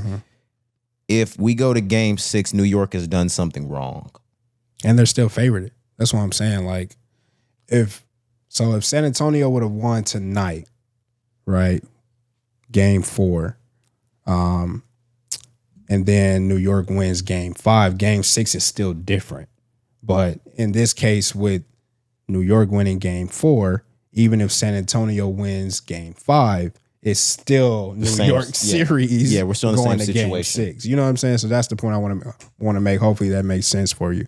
But regardless, man, like you said, it was a good run, hell of a playoffs, and we calling already because we do believe Saturday New York is going to be hosting that trophy, and we'll be talking about it on the Monday episode. Yeah, we definitely will. Right? That's crazy to think, man. But yeah, man. But I'm done, bro. That's all I got for him. Yeah, I think that's all I got too. So we're gonna exit stage left and see you guys for episode 425 on Monday. I'm Roderick. I'm Cari. All right, let's get out of here.